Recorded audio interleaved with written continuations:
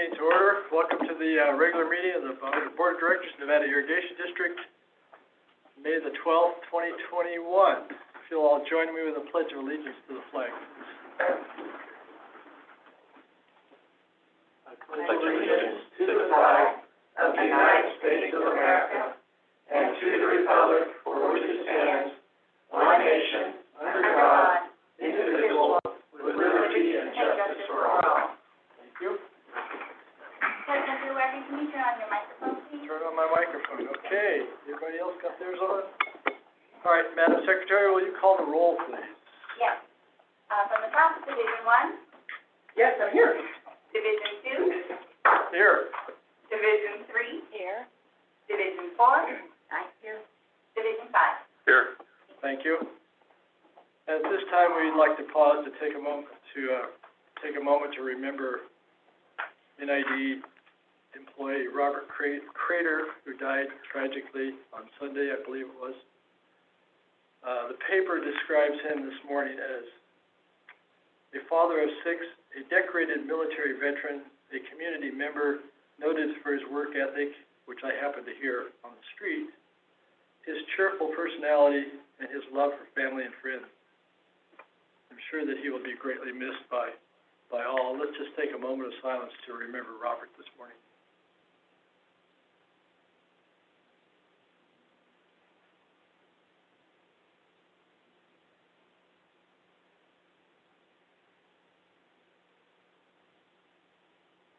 Thank you. And to the friends and family and co-workers of Robert, we offer our condolences. Our thoughts and prayers will be with you, and may God bless you in this time of great sorrow and loss. And our words cannot express how that must be for you all. Thank you. Okay, at this time, we will have public comment for items not on the agenda. If anybody in the public would like to speak on items not on the agenda, today's agenda, star 9 your phone. Let's see, I need to push that. Okay, don't see any. Last chance, anybody would like to comment on items not on the agenda, star 9 your phone. All right, we will move on to the consent agenda. Do I have a motion for the consent agenda? I move that we accept the consent agenda as it is. Is there a second? Second. Madam Secretary, will you call the roll, please? Yes. Division 5. Yes. Division 4. Aye. Division 3. Aye. Division 1. Aye. Division 2. Aye. Thank you very much. General order number 6, quarterly budget versus actual report. Marvin, David, good morning. How are you this morning? I'm doing fine. Good morning, board, members of the public, and staff. This is the quarterly budget report, and these reports are normally consent, but we're kind of determining to bring them open as new board members, understanding how the financial reports of the district work. So this is our normal quarterly report, and at this point, we're at 25% of the district. As you can see, the district is about where it was last year. Where I'm at is I'm on page 1 of 36. So page 1 of 36 provides the board an indication whether there is something at this juncture alarming for the board to be aware of in the quarterlies. At this point, there isn't. Things are moving along as expected.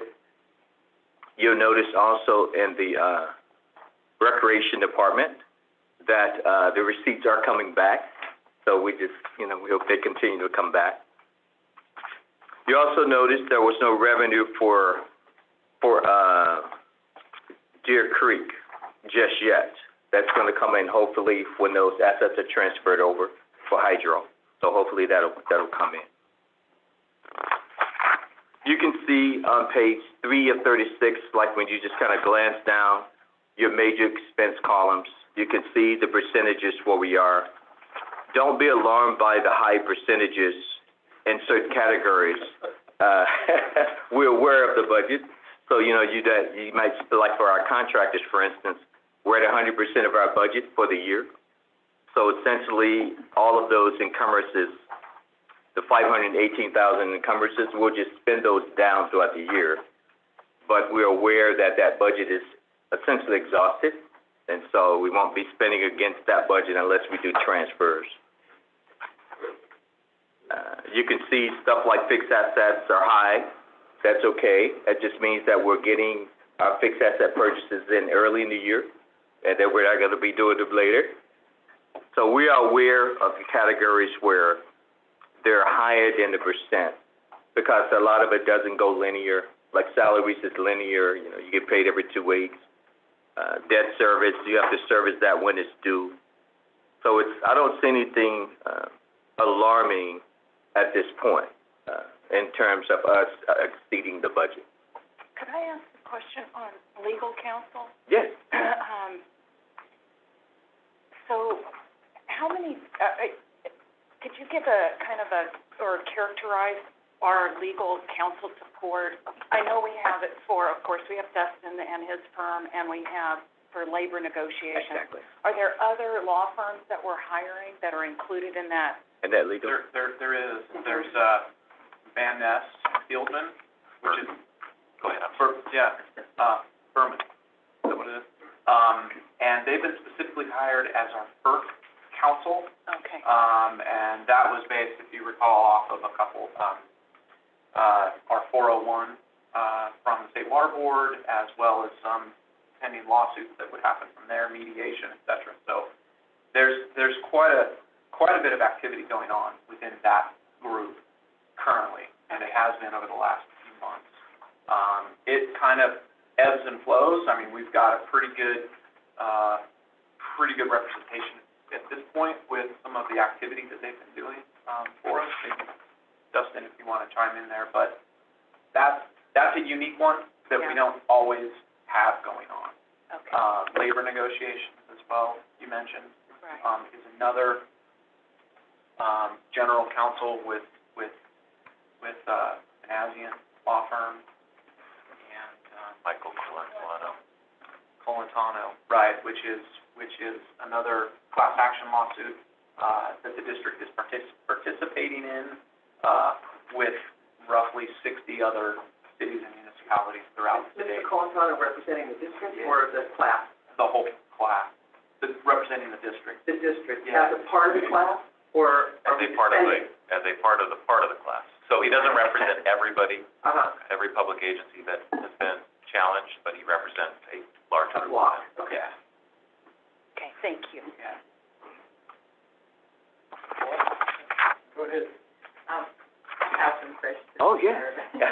I look at this and it's always, I don't know why this confuses me, but my first question is on page 1. The district decided not to budget for Bowman transmission line, anticipating bankruptcy of the company. Don't we own the Bowman transmission line? Wait a minute. I thought we owned That's that what I line. thought too. Yeah, me too. When I Were we read going that. bankrupt? Which paragraph, I'm It's sorry? just, it's the under revenue, revenue, first Revenues. paragraph, operating revenue, very last word. Yeah, very last line, bankruptcy. Of the company, would this be referring to, the APRES? That's what I was thinking, it was Haycrest, but it Must be was a- a year ago. A receivable that we're not, I think this is referencing a receivable that we're not. Oh, right. Oh, Yeah, this is There was receivable. roughly $100,000, right? Yeah. Oh, This is the That was receivable. the receivable so from the that. new company that bought that Haycrest facility, I didn't pay the bill. No. The receivable was on the bankrupt company. But it went out of bankruptcy, someone bought it, usually that settles that. Anyway, okay, that was my first question, you can get back to me. That would've been Yeah. separate. We can come- At least we're not, because I thought we owned the Bowman Trans. We're not going bankrupt. No. Just to be clear. That's what I did. Okay, all right. No. And then, and then on the, so you said we've got our expenditures are all up, I mean, I was surprised to see, like, contracting is 100% contractors. Yeah. That means we're not gonna hire any more contractors the rest of the year, we're not gonna use any more contractors? Well, we have about $500,000 in encumbrances, 518,000. So we'll be spending down those encumbrances throughout the year. So in other words, we've contracted for the work, and so that work will just be coming throughout the year. I don't, agreeing with you, we shouldn't see any new contracts because we've exhausted the budget, but we've contracted for a lot of future work through the encumbrances. Okay. Yeah. That's all. And then looking down at the year-to-date, on page 3, the bottom, the year-to-date unaudited available, and Yes. then the unrestricted total available. Yes. The fourth quarter of December 2020, which we saw just last month, it showed that the year-to-date unaudited was $14.4 million, and now it's $23 million. Yes. So we spent more money, and then the unaudited total at the end of last year was $69.9 million, and now it's $80.7 million. So there's like, $11 million, there's $10 and $11 million difference. Yeah, your big swings. The predominant thing right now, we've received our first installment of property taxes. So we get our property taxes in January and in May. So in January, we get that big property taxes, about $5 or $6 million, about $6 million, and we're going to spend that down throughout the year. But you see the cash go up when we get the big property tax, and it is waiting to be spent down. Also, too, now that there's no money restricted in the bonds, remember last year we had that restricted bond money? We moved it over to unrestricted, which gave the water fund a bigger cash inflow. Do we still owe contractor money on that? Oh, the bonds? To pay out those bonds, We still, Debt service, right? we still have, I know debt service. we still have, I'll direct you to the, report so you can kind of you can see how it works. On page 31, on page 30, I want to say 31 of 36. So on page 31 of 36, at the top part of the report, you see 6746 Combi Phase 1. Yeah. And you see that we have encumbered $2.8 million. And also this year, we've already spent 1.3, right? Yeah. All of that money is property taxes because we don't have any more bond money. So even though we still got expenses for the project, there's no more bond money. So there's no more restricted money. The bond money was all restricted. Oh, and we over budgeted, Well, the project came in higher than we budgeted. the engineering estimates The original bond. were lower than the actual cost of the project. Okay. But, when we issue the bonds, it's an estimate. People think it's not, but it is. It's an estimate. Yeah. You start doing the project and, So let's just use that example, a copy that on page 31, because I just get so confused about these rollovers versus encumbers. And so using that example, we had a budget of 400, we spent 1.43 million. So these rollover money, this rollover, that's a good question. So we'll spend a little time on the rollovers. So the rollovers, as of page 3, we rolled over $18.9 million. And so the rollovers are prior commitments that we've made. So, for instance, in the Combi, that project is going for 5 years now. I mean, we issued that debt back in 2016. We started contracting for that debt back in 2016. So I have to continue to roll those contracts each year. Otherwise, I won't know whether we're actually in budget. Because remember, cash in the accounting world, right? We're on an accrual basis. In the accounting world, you have to pay cash when you get the invoice. So when the month comes, you pay the invoice, right? That invoice could be associated with a contract you booked 5 years ago. You can't pay it back 5 years. You have to pay cash this month. When you pay it, the only way you know if you're in your overall budget, you got to keep rolling that budget available forward. and who approves all those rollovers? It's in our policy. It's in our policy. I looked at the policy, and it was an APC, and there was a few rollovers. So theoretically, if we contracted for something 10 years ago, and that contract is still open, and we didn't spend all that money, we're rolling over that money in that rollover? Yes, we are. Yes, we are. It's in the budget amendment policy. So in the budget amendment policy, right, it gives the authorization for how we do budget amendments. That little third bullet says that rollovers are prior obligations of the district. And so when you look at your budget amendments, so let's go to page, real quick, we just go to page 34 of 36.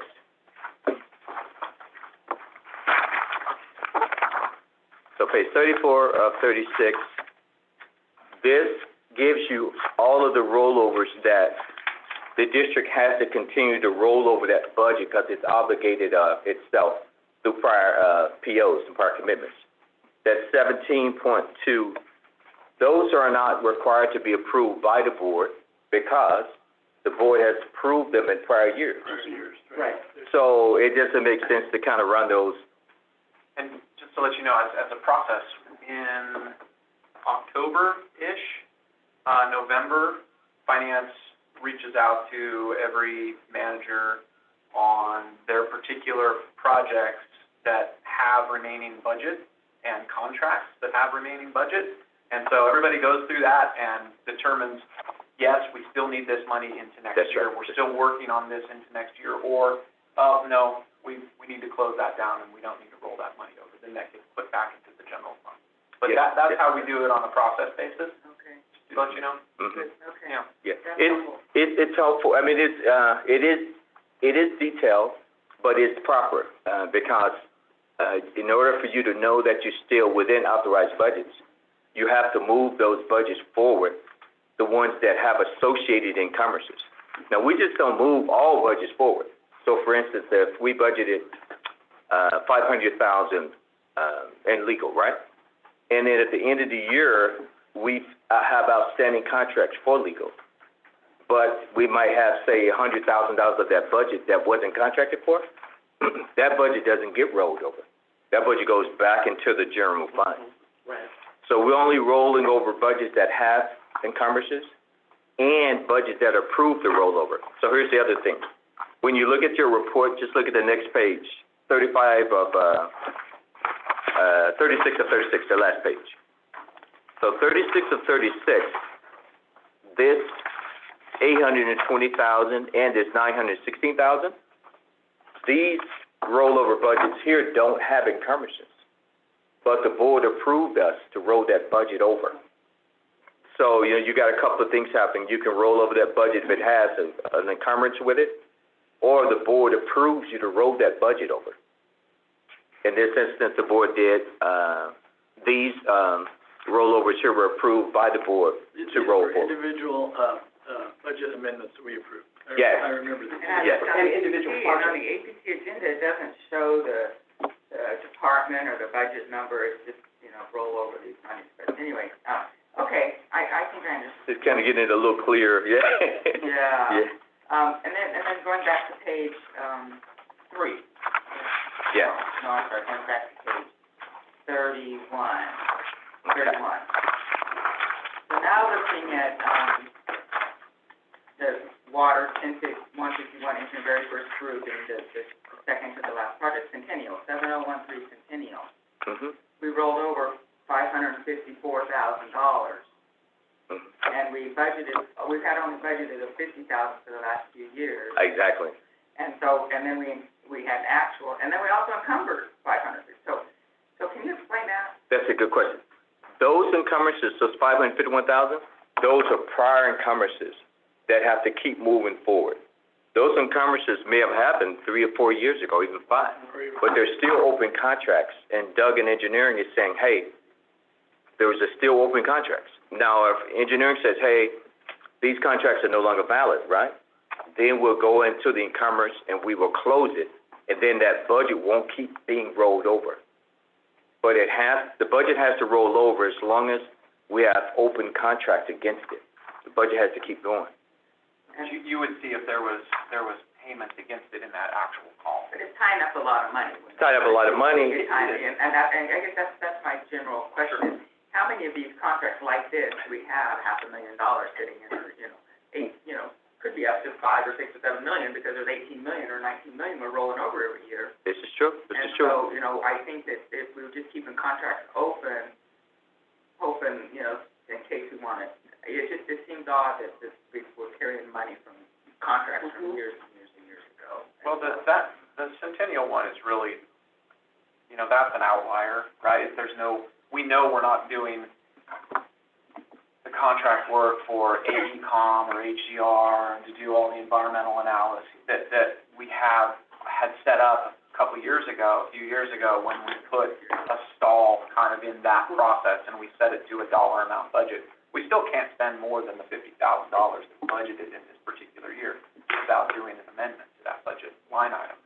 It's just, the rollover process just brings these past activities forward.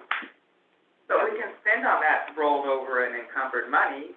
You're saying we can't spend more than $50,000, we can spend up to $551,000, because it's at Well, what I'm saying is available. you could, but you would see it in this actual, Right. we budget only. Our budget's at 50. Right. Yeah. So staff knows we have a $50,000. We may have authorization from 4 years ago for that $550,000, which we do, Yes, we do. but our direction currently at staff level is we have $50,000 this year to spend, right? Right. We're not going to go over that.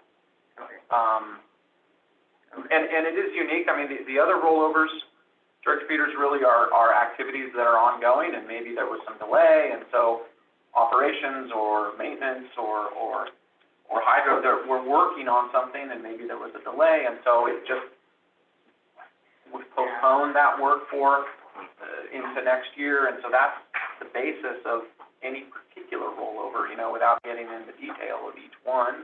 Yeah. But, in general, that's why the Centennial is still kind of an outlier. We still have, on all these others, if stars aligned and things became, appropriate for a lot of these rollovers, we'd love to finish that work in this calendar year, right? But we know that work might take a couple years or a few years to finish. It just seems to me, my point is $20 million, $19 million of Yes, big number. money rolled that we can't. It's a big spend. number. That's Yeah. a big number. Yeah, it's a big number. And I think it's worth, sharpening our Yeah. pencil on it. I think, What it's comprised of. Well, is that included in the reserves, though? that's included in, your cash. that's included in my forecasting of cash. Right, but they're actually kind of encumbered, so that's why. There you go. Can't touch it, it's cash you can't use. There you go. There's that available, unrestricted right. available. Yeah. Unrestricted available. You got it anticipated, These are restricted. me, I don't really know, as a finance guy, I mean, we could blow through all of this money this year. And then if I haven't estimated that, then it's gonna throw off that forecast. Mhm. I'd be curious to see what the year-to-year rollover has been in the last, time, just to see. Is this normal to carry this much money just tied up? No, we're typically a little high on our rollovers. Typically, every year, since I've been here 5 years, we've been rolling over somewhere in the nature of 10 to 12 million. So this 18, 19 million, this is a high number. COVID, other things, perhaps slow work up. So this is a high number. But we've also done a couple of big projects, the Combi and the Alta. There you go, yeah. I mean, those were pretty big. But I think on the Alta Sierra tank, Doug is going to reduce that encumbrance by $500,000 because he says they're gonna downsize the tank. So you'll see that budget actually shrink. Because when he reduces it, I'm gonna reduce the budget because the encumbrance is associated with the budget. So you're gonna see it shrink. So are the encumbrances, so the relationship between the encumbrance and the rollover, Yes, that's the same thing? that's a good, you're very sharp. The encumbrance itself can be rolled over encumbrances, and it can also be this year's encumbrances. So for instance, like you could roll over 7 million encumbrances from last year, and you could also encumber this year. That encumbrance number is all your obligations, past, present, past and present, right? All of them. The rollover budget is the amount of the encumbrance that was associated with prior budgets. And then you got the current budget. So you as a finance, you as a board, you can see that staff is tracking prior budgets that were authorized. You know, if you just saw one big number, budget number, that didn't have the rollovers, it would be confusing. You would be like, well, wait a minute, I authorized this budget, why is my budget $20 million bigger? So you gotta see them separate. So you can see that we're still tracking according to the way the board has approved. So this encumbrance, this 500, just looking at the Centennial encumbrance, could have 45,000, I mean, we could have encumbered money out of our current 50,000, and that would show up in the 551. Exactly, it would. If you have encumbered, 45,000, it's gonna be in that 551. Because for this year's budget, you're only authorized to spend 50,000. That's the only thing you're authorized to spend. But I can pretty much tell you that whole encumbrance is prior, that 551, and Doug would have told me if they would have had any new contracts for Centennial, and he hasn't. So, that's all rolled over. Bear with me. No, that's okay. So, if this 500, so the encumbrance could have been from before.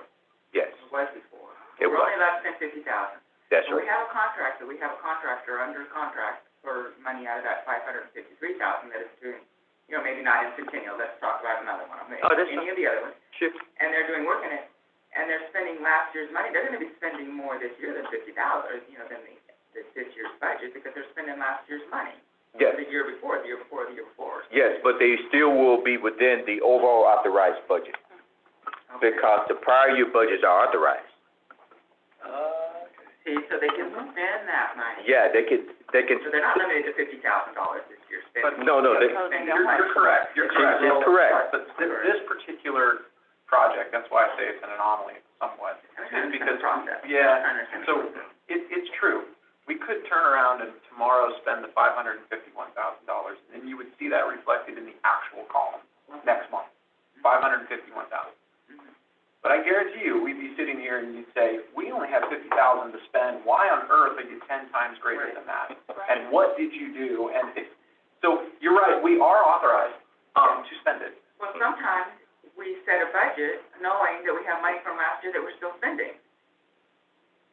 So we know, we've got these contracts out. We don't need any more money out of this year's budget because we got money last year for it. Well, there could be different tasks, there could be different activities, and different scale of work to be done. Like last year's project might not have been completed, but yet we still need to do work for this year's project, portion of the project, right? So when we do create the budget, when we do create the annual budget for this coming year, we assess the different projects and we say, okay, we might not have completed all the work last year. We anticipate completing and moving that money forward, but there's a different scale or scope. Maybe I'm not even going to venture to guess what it could be, but we do budget for certain additional work to be done on a particular project, and that's what this year's budget is for. Because I think that if we got $19 million of last year's money we got to spend, how are we going to ever get to this year's money? Quickly. So, I don't know. This just kind of makes my head. Yeah. So can I jump in here just to speak to your template agreement that you have with consultants? The district can control the pace of the scope of work. And there's also a termination clause that is, that I encourage to be included in every single consultant agreement. There's no sunset date on that master contract, though. But there is a termination clause. So what I'm saying is that the district staff has the ability to kind of scale the pace of the work. And Centennial's a good example. We've told those consultants, okay, whoa, slow down. Yes, you have an agreement that has a scope of work for whatever, $500,000, but we're not proceeding at that pace. So we've told them, and there's contract language in the template agreement that says, okay, pause. So by contract, yes, there's this outstanding scope of work that could be completed, but there's other contract language that the district has that says, okay, slow down, don't spend those resources at that time. And if, taking another step back, if there was some very large-scale event where all of a sudden these open contracts on these other items are, distant, second priority items, there's now a first priority item, we could then exercise all of those termination clauses, overnight and say, we've got to shut you down because we now have this priority item. We have to devote this cash to this priority item. I think you want to be more proactive than that. That seems pretty reactive. Well, he said. It's better to look at it and manage it, I think the way it goes. In a reserve instead of having to terminate. Well, I would agree, but I think what Justin's saying is, I would have access. like, we have, the South Cuba Canal falls off the face of the cliff, right? And it's like, all of a sudden, we have no water. Well, yeah, we're gonna terminate these so we can put our cash over here to these a little better and determining them as they go. Well, we are. They are, I think they are. We do manage these, like I said, every year, we take a look at it on the end of the year and throughout the year and determine whether or not that project is moving forward, we're slowing down, we're speeding up the pace of a contract and the scope. Okay. All right, that's fine, it just seems like that's a lot of money to be tied up in a rollover in contract. I agree with you. It is. It'd be nice to get plenty of. It goes down, but, I mean, it goes down, you know. How much is really needed? Yeah, We look at it. 20 million this year's budget, we haven't spent our 20 million from last year's budget, I mean, then you just. But remember, the budget itself, if it's not encumbered, is not rolling.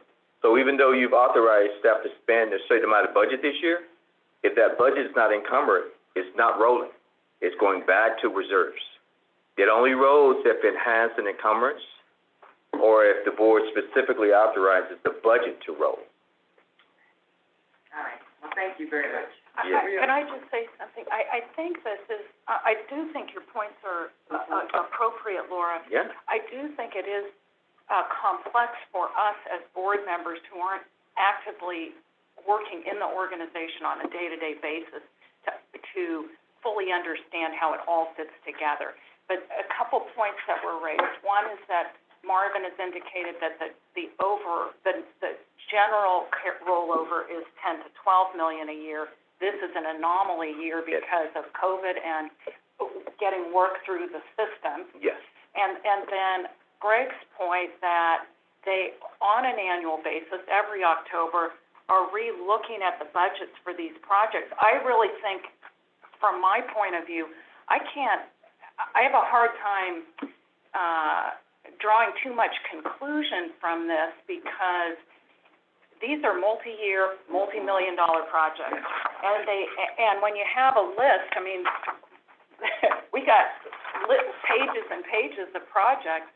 It's, it all adds up. And I think that what I'm hearing is that from a process point of view, that you do look at every project and to see where there might be an over budget so we can pull money out of that contract if it's appropriate. Can we do that? Yeah, he just, yeah. Okay. They do that. Mhm. So, thank you, Karen. I think, this is a complex situation, and this past year, all department heads and Greg have done a stellar job. And to think that 19 million is an abnormal amount. Is it off? Okay. Start over again? Yeah, that was good. So I just want to compliment staff on I think it's been a great year for them. And to try to understand why we have 19 million versus 10 to 12, okay.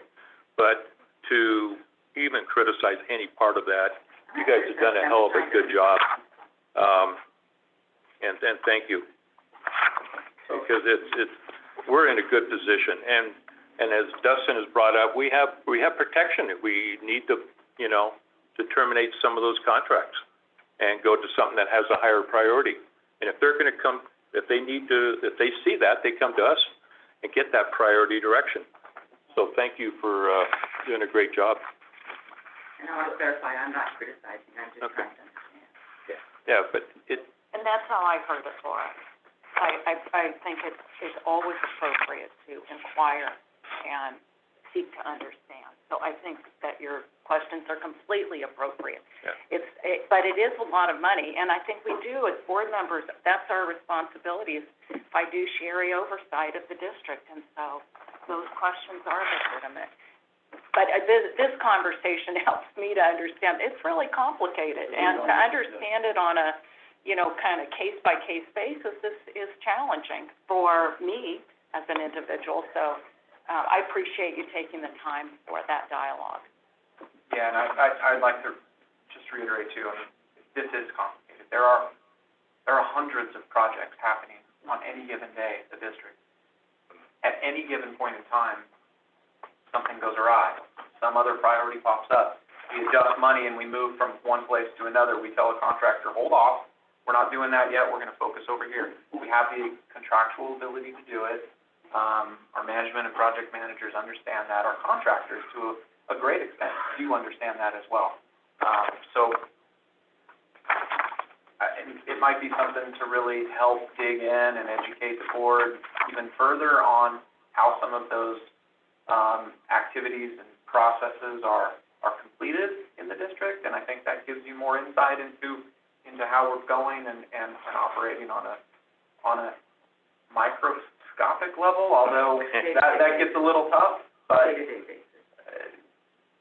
I appreciate that, but we do have to keep in line that we've got a solid group of employees and staff that are working on these within budget. When we're out of budget, we come and we let you know. When there's priority adjustment, we bring it forth and say, do we want to do this or do we want to do this? Yeah. So if something comes up and it hasn't been budgeted for, you can say, well, we've got these contracts, so this is how we could adjust it, and we'll adjust it that way. Yep. We have that. Yeah, and we try to, there's just certain things that are happening day to day that, as much as we try to bring forth and give light to, there's no way the board is going to be really comprehensively understanding those day-to-day actions, and that's just kind of the nature, and I don't want to belittle it, but we do have a lot of projects, and maybe there's a way that we can bring forth some specific, some specifics around it and give you more insight into the process. Anyway, that could be a good conversation with. So we know that if something comes up, like you said, if something unexpected, we have an opportunity to do something, we can always terminate some of these contracts and pull money from it. We have that option. Okay. Sounds like a workshop. Sounds like a workshop. Go ahead, Rich, and then So, we'll turn it back over to Marvin. Okay. Marvin, congratulations on your award. Oh, thank you. Publicly, that was, Yeah. and your team, Well that done. was, Yeah, it was good. It was a heavy lift, but Yep. we've got a good team underneath us with a good accounting mind, and so that's, Debbie and her staff, they're very good, and we're solid. A lot of projects are going while we're doing that. So, and they gave us a break too because of COVID, on the timing. You probably didn't. The finance department gets in everybody's face around the end of the year. Yes, we do. Yeah, we There's a do. lot of communication around, Yeah. to the rest of the Yes, we department. do. Yeah. We need this information, what's this going to be? Yeah. So it's great. What I read in that, award was that it was full disclosure, and your accounting principles were very solid. Oh, they're solid. They're very And thank you. Yeah. And so I have a question about yesterday's, governor's, executive order, and where he said that a little over $5 billion for the drought, and in there was to help people who could not pay their utilities. So I'm assuming that as a district, can we help our customers who haven't paid, get them applying for some of that money so they can pay us back? I can speak to this. It's still in the works, but It hasn't been finalized. yes, it hasn't been finalized, but it's about $1 billion in total of, delinquent utility bills, including predominant, component of that is water. So the way I think it would be implemented is a payment to the district itself, rather than being routed through the customers and then back to the district. And then we would, accounts would be settled, they'd be back in good standing. Obviously, they haven't been suspended, but, their account is in delinquent status. So they'd be brought back to good standing and move forward. So For those that we leaned, Yeah. that's what I'm wondering. Yeah, We you- would unlean them, or if, I Right. don't even know if you Once want that. they're paid, Yes. Yeah, once they're paid, yeah, you can release them. But that is a possibility. I mean, I would rather that the district handle the money. Yes, and in Aqua, our associations are working on this issue Right. to make sure that, Yeah. Our So- interests are further. So here's a good case of being very proactive on our case, our part. And I believe in that same thing, there's like lots of money for water efficiency, raw water efficiency projects. I think we should definitely capitalize on those. And for disadvantaged communities, yeah. Okay, Marvin, you want to go ahead? So, so this is, Bridget, there's a couple approaches to the way we budget I've used different approaches.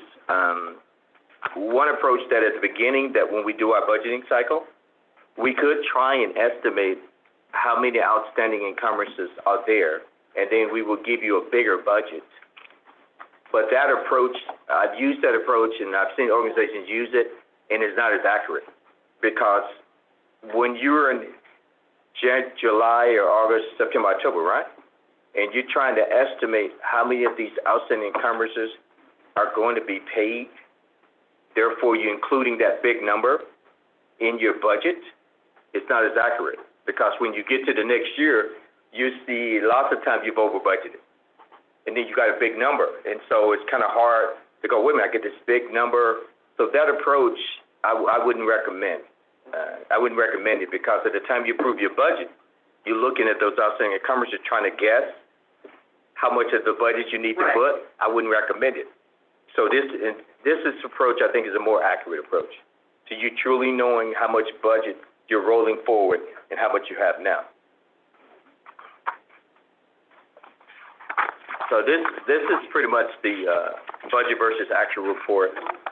We didn't have any new budget amendments coming from reserves. All of these are rollovers of prior approved budgets. So we didn't increase our 2021 budget at all, other than with our normal rollovers. I have an update on your, question, Director Peters, regarding the, Bowman transmission line, on page 25 of 36.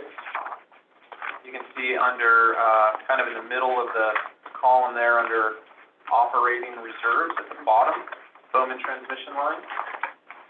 There is a $0 on the 2021 budget, yet there's an $83,000 number for actual. So we received $83,000 from that,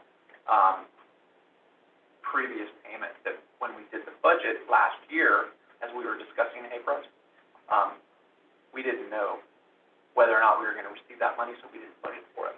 Right. But we indeed have this year. Good. So we received it, so they didn't go bankrupt. That's correct. Correct. The new Well, they company did. bought it, we got paid, They paid. and Oh, then they didn't go through bankruptcy? that is correct. Okay. So, Yeah. Okay. Last I heard, they sold and they were all back in business. they sure did. Yep. They sure did, and then they, And then we we got paid. ended up getting paid, And no $83,000. longer make power. I think that's a percentage of what we actually owed, were owed, I can't remember. I'll bet, But it was some reduction, Yeah. but, Take it. yeah, so conservatively, we did not budget for that receivable in 2021.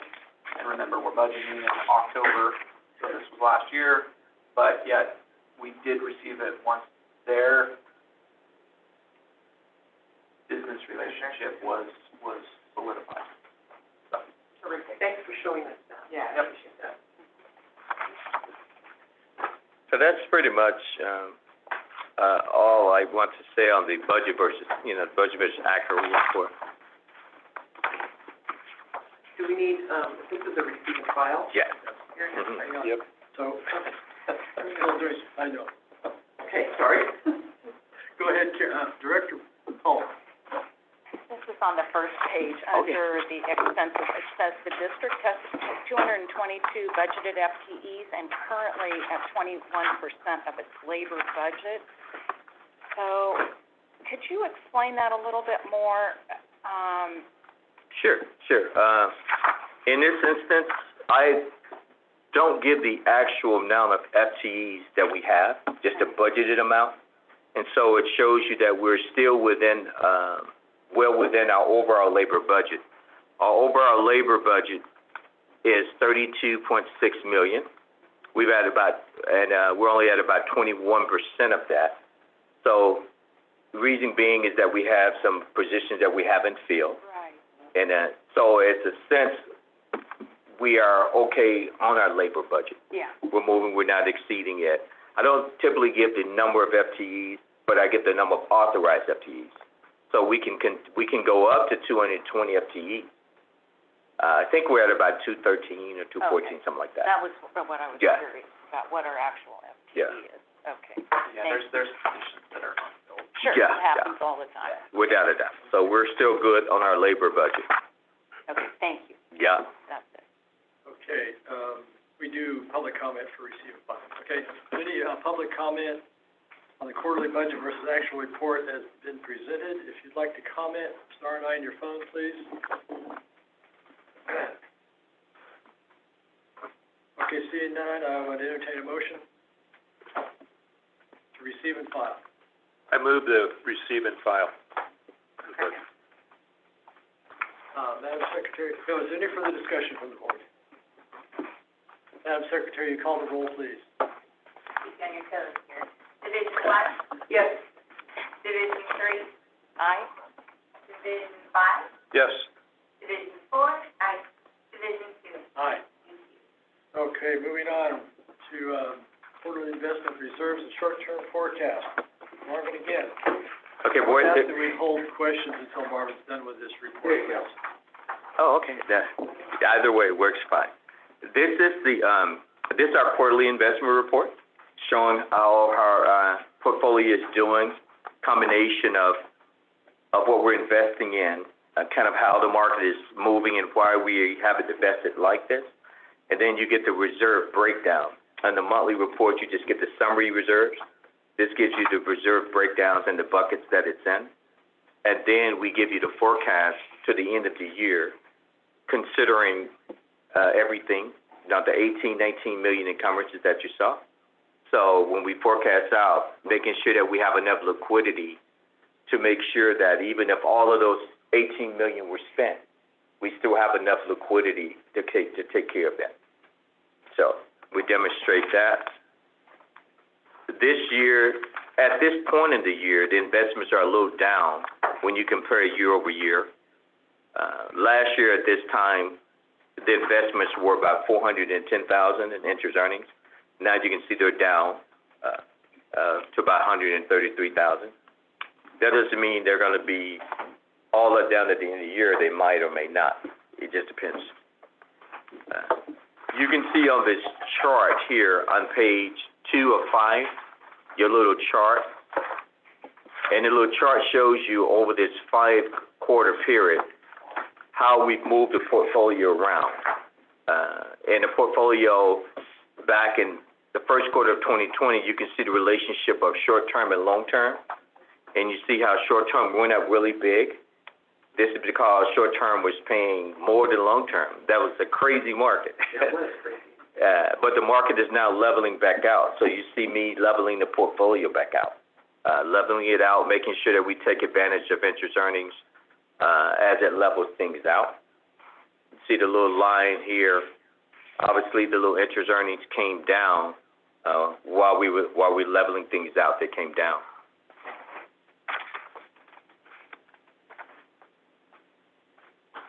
We moved about 45% of the portfolio long-term, so we look on page 3 of 5. So 3 of 5 shows you the percentage long-term starting in 2024 all the way out to 2026, about 45, 46%. Doug and I, the investment guy I work with, we didn't think it prudent to really go from 2022 to 2023 because LAIF is paying what those returns are. So LAIF is liquid money.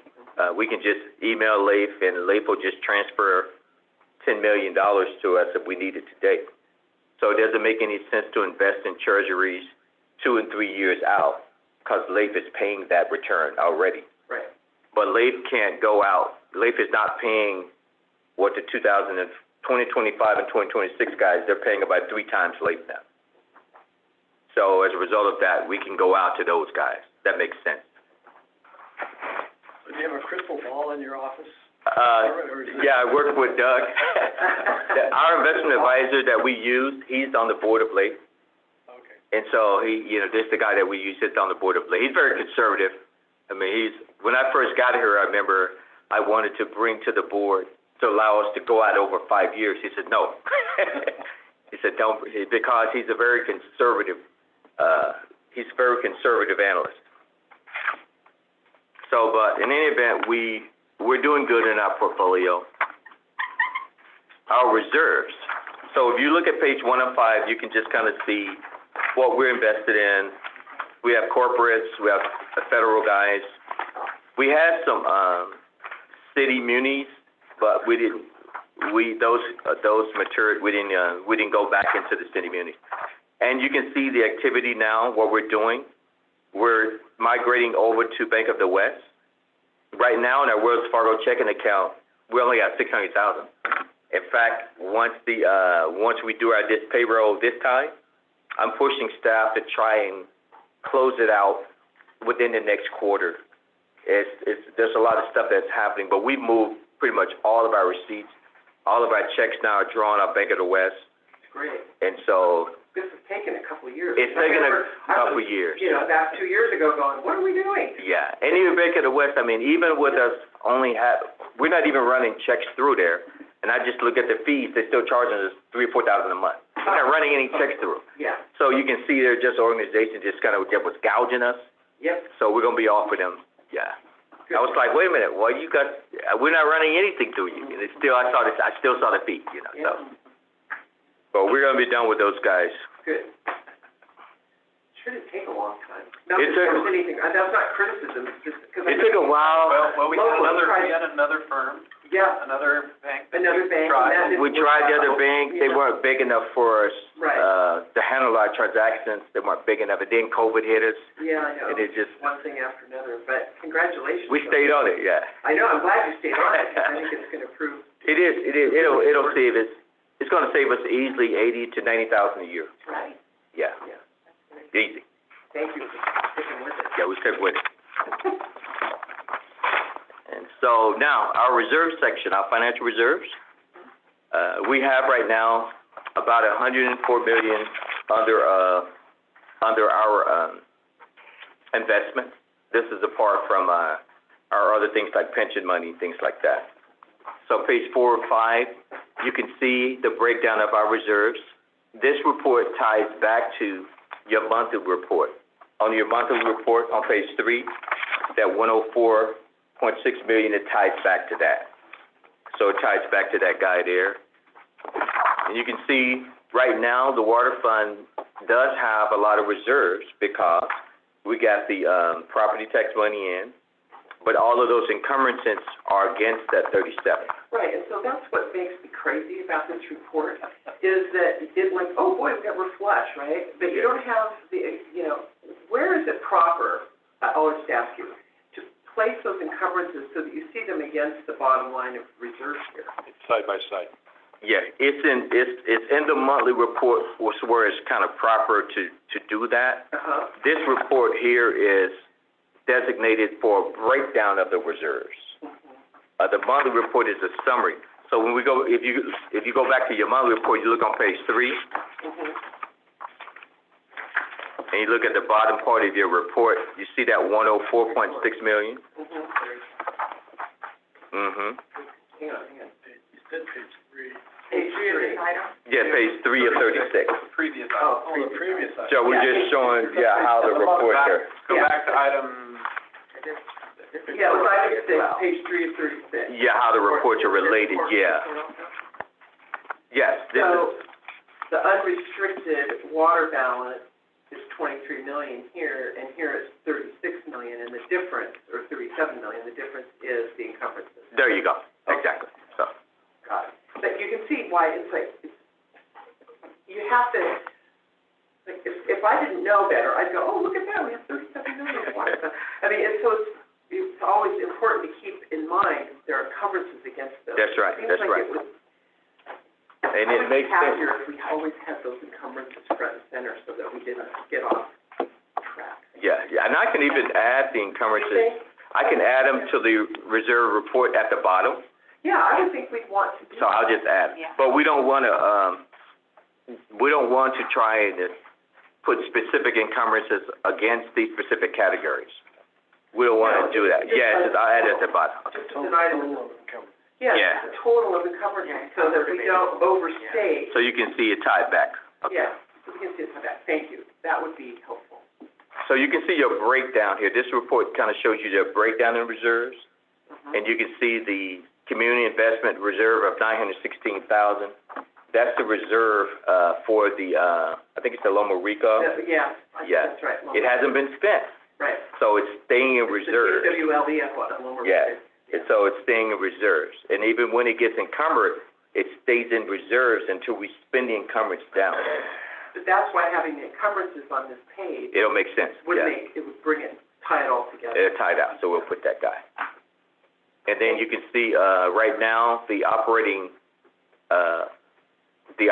cash for water is pretty big, 21.2 million. So, but we again, we want to make sure that we understand this is early in the year, and so that's gonna continue to go down. Right. Yeah. So that's kind of the reserves right there. Page 505, this gives you the forecast, and this forecast ties back to the authorized budget. So for fiscal year 2021, we had authorized an increase in the reserves because we're going to spend less. So for fiscal year 2021, as we go through the year, we're seeing how cash is coming in. Right now, it looks like we are definitely going to be in a good position at the end of the year. My forecast keeps us about 47 million liquid. 47 million liquid. That'll go kind of up and down depending upon how we spend down the encumbrances. So as we spend down the encumbrances, that liquid balance will go down. If we maintain like a higher level of encumbrances, some of this 47 I may send out long term for investments. You know what I mean? So it's kind of like balancing it. Yeah, we're just kind of balancing it. You can see in the first quarter, at the bottom line, we sent out 34 million long term. See where it says transfer out UB? At 34, that's us sending 34 million out long term investments. That was kind of liquid at first, then we sending it out. So. And then again, all of this is in accordance with our investment policy. We can't do anything that's inconsistent with that policy unless we bring to the board and say, okay, board, we kind of want to, we believe we want to change this, and then we can say, okay, why you want to change it?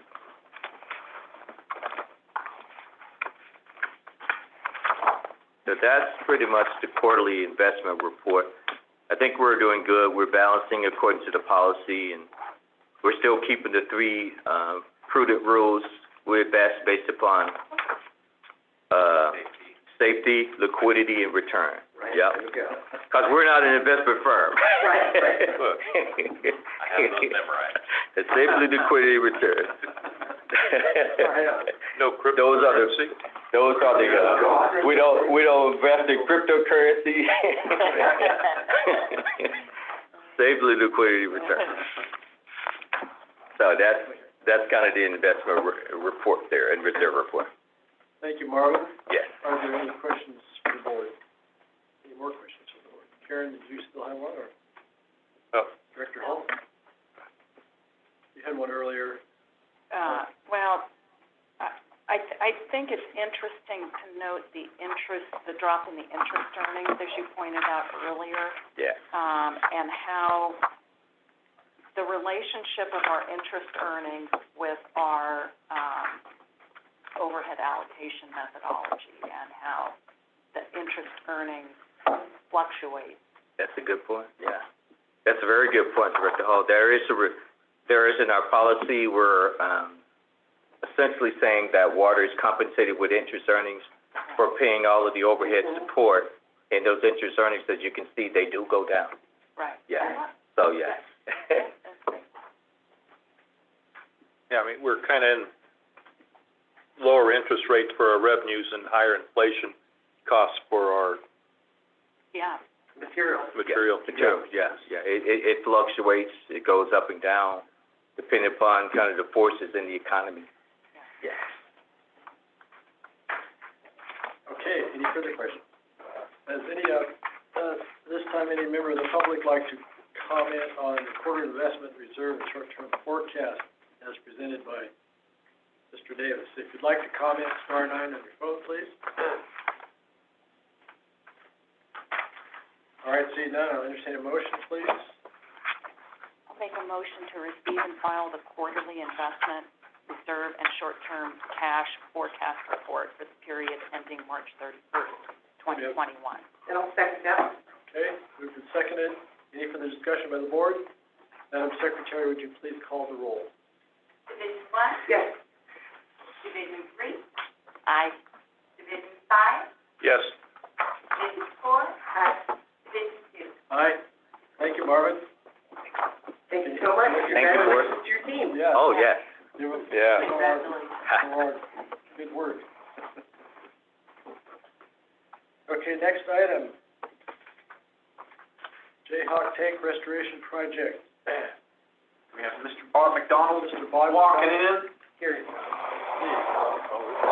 McDonald, aren't you very close to retirement? I know, I thought, wait, Or did they bring you back? congratulated you last time. Did they bring you back? Bob's not done yet. We saw a piece of paper that said that, I think. Good morning, board. Good morning. And public. Yes, Robert McDonald, interim manager for the maintenance department. Today, I would like the board to consider awarding a restoration contract for a tank in the Lake Wildwood treated water system, Tank 5 on the Jayhawk court. We went out, we did some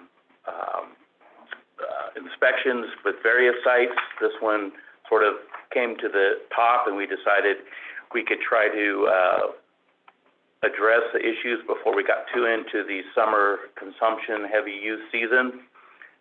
So what we would like to do with the approval is move forward and get this completed and then back into operation by the end of July.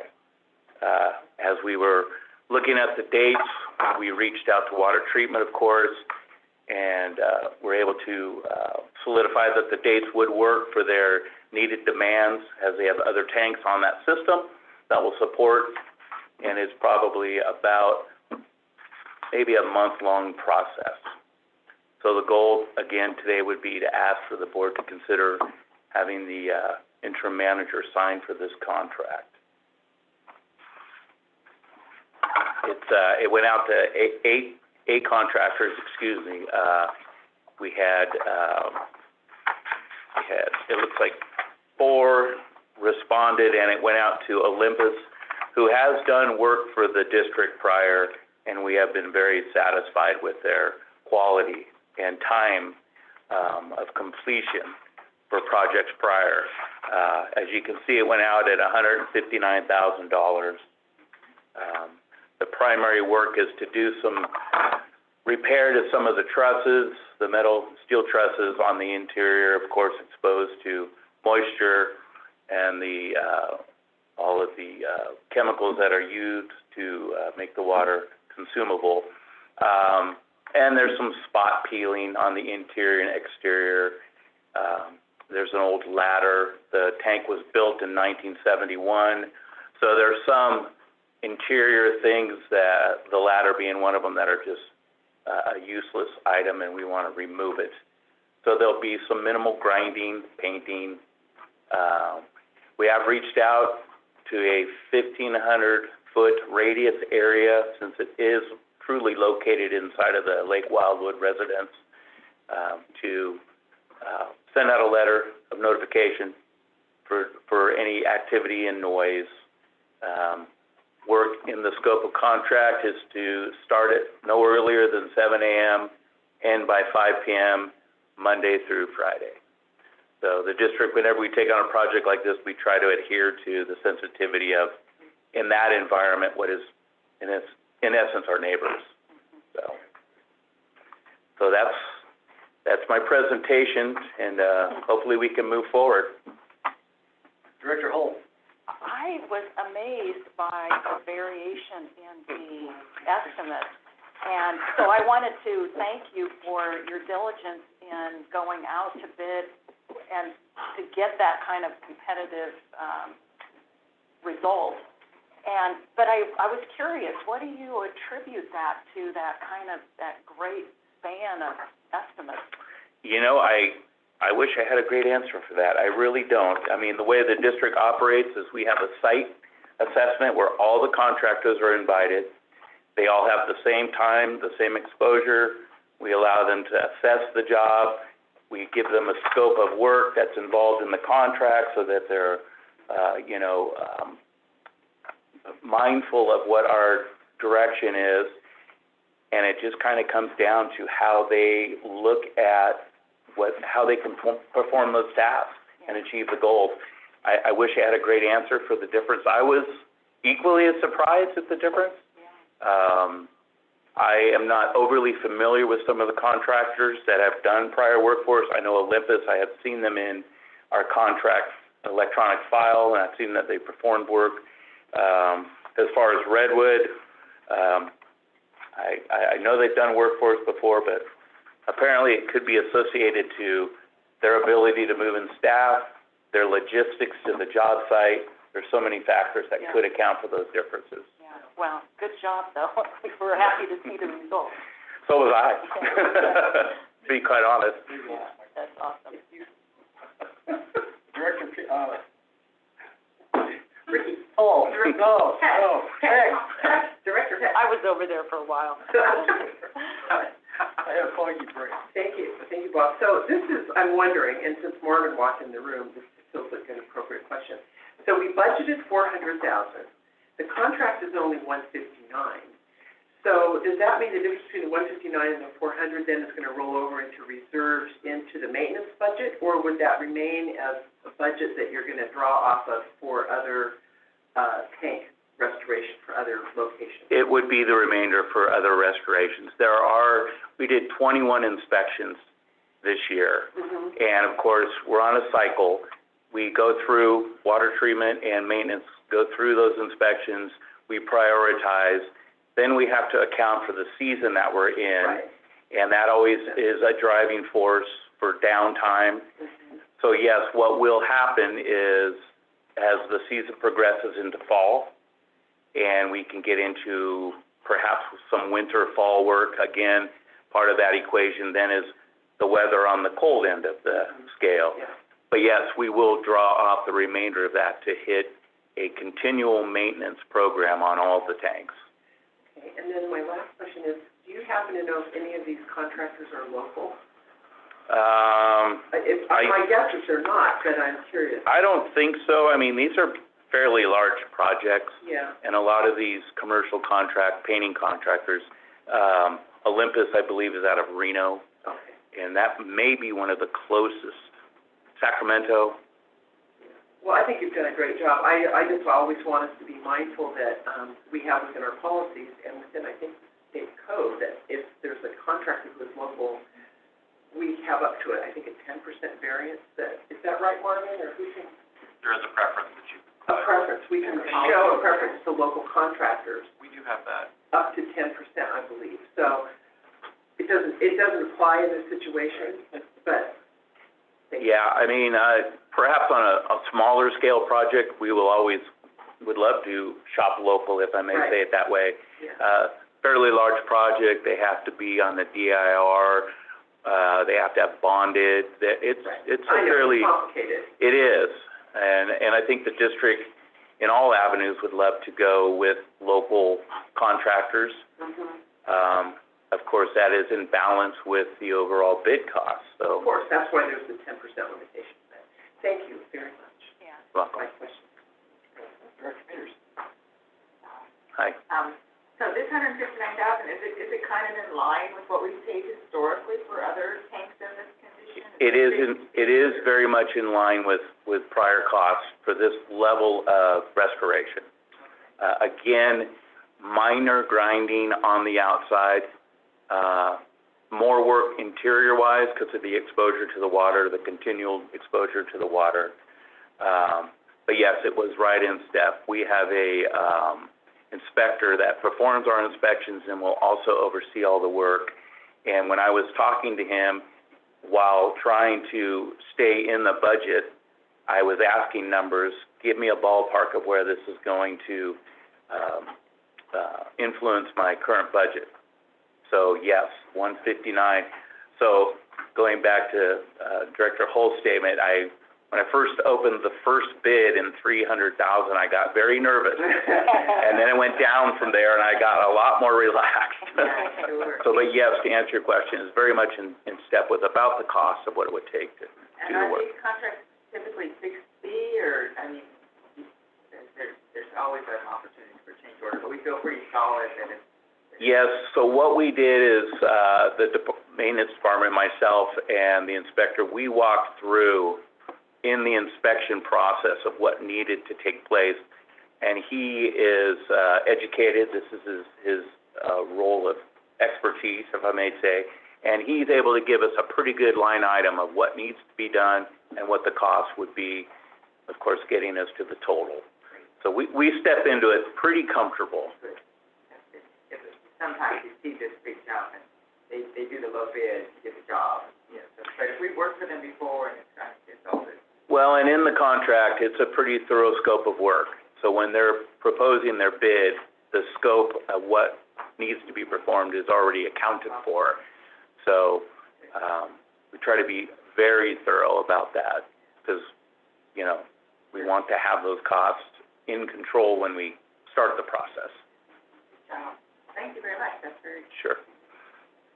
Anybody else? So my question is, two questions. One is about, this is complete painting inside and outside, or? Complete painting inside and outside with some spot corrosion removal, yes. And how does this compare? So we have like 44 tanks, right, is the number, I think, about that many numbers. How does, the question we keep being challenged with is where are we as a priority for maintenance and repair on this? My guess is that this is an ongoing thing you do annually, right? Correct. A couple of tanks, or? Well, you know, being sort of new to this position, I just sort of jumped in and was gonna go till I was told to stop. I felt with the budget money that was able to perform those many inspections to get a great, baseline of where we wanted to continue what you did state as a ongoing maintenance program. So you start at the end of the Golden Gate Bridge. So what's your feeling about where we stand as far as that level of maintenance? Is this early in the process? Is this like, this tank's about to fail, it's gonna leak, we gotta fix it? What's your feeling about that? Well, you're, Or is that's you're asking sort of, no, it's not a silly question. No, it's a loaded question. I would say it's a pretty average maintenance level. Okay. I would say the tanks overall, in my limited time involved in this, they're all about the same. You know, we cycle because we have so many tanks. We try to stay on a 5-year cycle. Okay.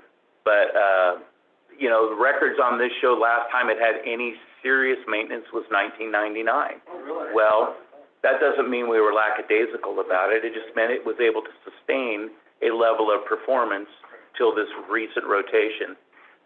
Jumping back to when I first stepped in, reaching out to water treatment and referencing their records, and then referencing records from prior managers. We're just basically going through that list, if you will. It isn't completely rotational. That's where the insight from water treatment really comes into play. They work in these facilities every day. They have insight, and so we collaborated and put that list of inspections for 21, that sort of carried over from 20, based on their opinion and their knowledge. So. Well, thank you for that answer. That's good to hear. That's a good question. Okay, is there any, public comment? The Jayhawk Tank Restoration Project, Lake Wildwood. Public comment, *9. I see Mr. Norton. Go ahead. Thank you. I was wondering, will there be any disruption of service while they perform this? And will it cause any materials such as odor or taste changes after they refill the tank for the consumer? There will be no disruption. The tank has been down since the inspection. As far as a disruption, or to the local people in the area, no, there should be no, effect of the process of maintenance. Most of the work will be done internally. It's all vacuumed and, managed as, spelled out in the scope of the contract. The contractor is aware of the obligations that he has to perform. I believe, does that answer all your questions? About the taste. Oh, the case, I'm sorry, forgive me. What happens is at the very end of the process, when the tank is signed off, our treatment crew, water treatment, then chlorinates the system, tests it long before it goes out to the general public for consumption. Okay. Thank you. You're welcome. Anybody else like public comment on this project at Lake Wildwood? Star 9? Director Peters, you had another question? I'd like to make a motion. Oh, you'd like to make a motion, okay. So we award a contract for the 2021 Jayhawk tank restoration project, FATR 2569, to Olympus and Associates Incorporated of Reno, Nevada, in the amount of $159,000, and authorize the interim general manager to execute the appropriate document. Second. And I'd like to add, maybe you could order up some cooler weather between now and then. You use all that water, and you won't be so hurt. Yeah. Okay, do we have a second? Karen? Yeah. Karen, moved and seconded. Is there further discussion from the board? Madam Secretary, will you call the roll, please? Division 1, Yes. Division 3, Aye. Division 5, Yes. Division 4, aye. Division 2. Aye. Thank you, Bob. Thank you for your time. Okay. Thank you, Bob. Will we see you again in here, or are you going to be retired? Will we be seeing you in here again soon, or? I don't believe so. Okay. Well, we only have some plans. Thank you for your service. Thank you. Okay. Next item, the warrants. Marvin gets center stage again. Good afternoon. Good morning, Board. These are the warrants and the project facilities report and the investment transactions.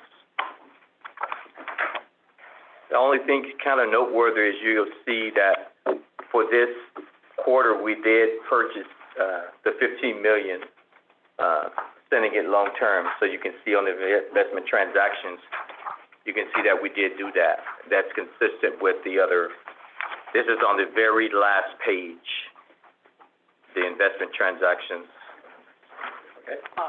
So you can see, and you can see the interest rates for those. LAIF at the time we did that was about 0.34. So you can see, you know, we're being active to take advantage when we can. We added the comment regarding the April column in the facilities and projects reports. So you saw those negative numbers in the April's column. That was, according to the accounting rules, we pushing back expenses that belonged in last year. Yeah. Okay. Things that were encumbered but were spent. Yeah. Got it. Pushing that back for those expenses. Director Hick, you had a question? I do. Are you done, Marvin? Oh, yes. My only question, and I apologize, I would have asked this in advance, but I've been out of town. On page 15 of 46, you have a large amount, $23,390 for the South Yuba Canal repair and evaluation. And my question was, a couple things. One is, we don't own this yet, right? I don't think we And own maybe this question is to Greg. I don't think we own it. So is this due diligence cost? What's this for? What's the big number? The guys out Good there. question. Well, this was the evaluation of the. We have canal. people We do have GHD as a contractor to help us assess. No, I know, that's what Yeah. I'm asking, is Yeah. so, because it says repair, so then it made me wonder, well, are we repairing it? That doesn't seem right, because, No, I think that's maybe just the name of the facility code, 2419. Yeah, that's just the name of it. Not necessarily activity to repair. It does. It's Doug. Oh, good, Doug, right. Doug could probably weigh in on Okay. it. Doug's walking out. Yeah. there we go. oh, good. or he's coming Walking up. online. Doug, are you, Up, or you gonna? There he is. are you on the phone, Doug? Thanks, Doug. On the line? Can you hear me? Yes. Yeah. Yeah, so this is all related to the study for that GHD is doing, about the overall facility. There's no repair work being done out there. That's kind of what I thought, so it's really due diligence, due diligence costs and inspections about the condition of the facility. Right, the study on, Actual repair. right, what the existing condition is, what we're gonna prioritize in terms of what sections need to be worked on and dealt with first, development of a CIP program to help maintain Right. that facility, et cetera, yeah. I wonder if, this kind of goes back to how I think about things. Would it be useful for us to have a different budget line item for the due diligence costs that we're spending for the acquisition, separated from the actual repair costs? Because what I see that could easily happen here is this repair cost, line item 2419, could end up being a really big number, and it's not really reflective when you've got, what we're really doing is evaluating. You see what I mean? Yeah, To add a due diligence line or something so that we can tell what we spent to find out the condition of it. yeah, I mean, the reality is once this Does that work make is sense to done, anybody other than me? this guitar, Nobody's, You just want separation.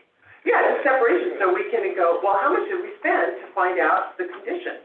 Doug, I'm curious, is the 2419, like I mentioned earlier, is that just the name of this particular, project, 2419 South Yuba Canal repair? But then yeah, you've that's got how a it was, description. that's how it was originally listed when they developed the FATAR, correct? So Yeah, that's why it says it that way. I didn't develop the original FATAR, but that's just what it was identified as when they did that. and the description itself, we say evaluation of the South Yuba site. Have we done any contracted repairs on that facility ourselves, Doug, to this point? No, not that I'm aware of. The only thing we've done is I think we've had a couple of the maintenance crews follow and observe PG&E crews doing the work out there, so they get a feel on how they would do that in the future. But PG&E is still on the hook and still maintaining the facility in its entirety, as far as I know. Maybe to help clarify that, Director Heck, is that we can simply drop the repair off of this particular FATAR number. Right. Right? It's not a repair at the moment, but once we receive the facility and start doing work, then that perhaps is a new project number. Right. That we Yeah, I have think that to would be work more to, and accurate. then it's actual contractual work and Yeah. effort being put into Yeah. it. I think I'd be more comfortable with that because We'll at rename this it. point, it makes it look like we're repairing It an does. item that we don't yet own. Yeah. And We'll rename it's it. useful to track our diligence costs. Mhm. Yeah, we can rename it. And also understand is once it's ours, it's gonna get a facility number, and then all the work is gonna get started to get charged to that facility number, not this FATAR number. This FATAR number would ultimately go away. Right. I understand, I just wanted to be able to track the two different things Yeah. separately. I think we should drop the word repair on the Yep. name. That's fine, however you guys wanna do it, I'm not Yeah. substituting my judgment, I just think it should be separated. Okay. Yeah, we rename it South Yuba Canal Evaluation, Yeah. something like that. However, you guys come Yeah. up with what you, Yeah. I would call it due diligence, but, yeah, or evaluation. Yeah. True. What you want. Now you know what's been done. That makes sense. Thank you. Now we're in the weeds. Thank you, I Doug. know, but it's like, that's kind of the deal. Director Hall. On page 27 of 46, it talks about under PG&E, the Bear Valley site development. Can you tell me a little bit about that work? So I can maybe start, and I don't know if Bob is back on the phone or not. Are you looking at project 2205, Yes. Bear Valley Site Development? Bob McDonald might be the best to help answer this. I'm not sure if he's on the line yet. So Bear Valley is the backup towards the South Yuba Canal, at the top of, Bear Valley, right where Highway 20 and 80 sort of meet. And NID has acquired a piece of property there, and it was PG&E's, and we're repurposing that couple acres of land in order to facilitate our kind of upper division maintenance shop, if you will. It's gonna be,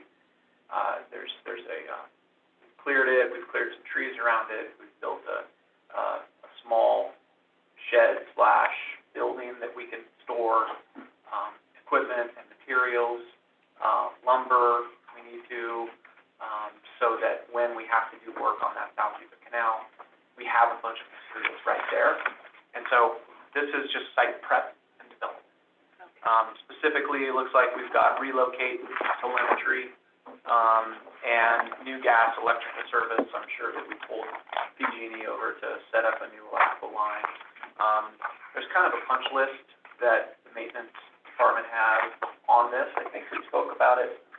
Yeah, we did. Last year regarding sort of the plan for that, area. It might be worth bringing it back, but, I want to say late fall last year, we brought it back to M&R and talked about it, but there's kind of a punch list of things, and we're not overly committing resources to it. I mean, we've certainly got, a couple $1,000s here that we've spent over the last month here, but, we're slowly developing it, because we know we don't have this out yet, but we're getting ready so that when the switch is flicked, we have a facility right there on site, and we're not having to drag material back and forth from the Grass Valley right here. And it's just way more efficient. We've got the roof, we've got the material. So this is just prepping the site. Okay, Yeah. thank you. Really what that is. Quick reaction site. Yeah, and it's remote, right? I mean, it's from here, it's 45 minutes drive. So, if we had to get that facility tomorrow, we've got a place for everything to be.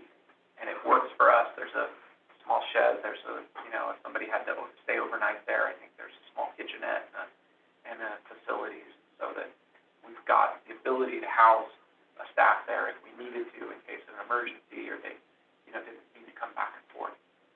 Thank you. Ricky Peters.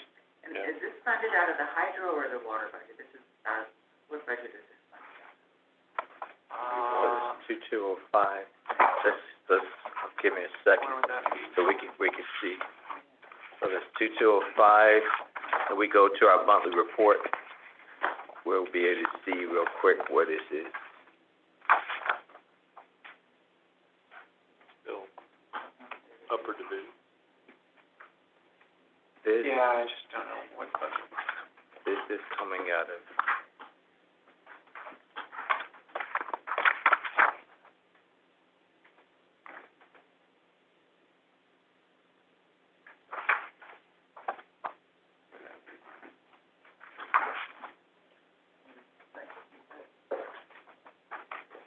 I don't know if it reflects it in this report. it might not be in the capital budget. It could, no, it's in 52915, right?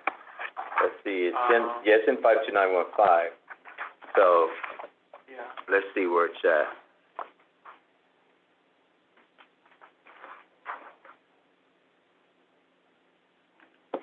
Programmatic.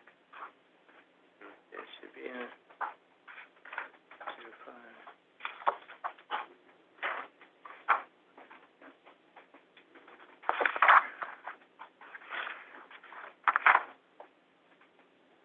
I don't think it would be in recreation, I'm pretty sure. Maintenance, it's in the maintenance budget. It's in the maintenance budget, Yeah. but the maintenance budget right now, doesn't have, capital projects, so it's in the operating budget. So it's in maintenance operating, so if you look on page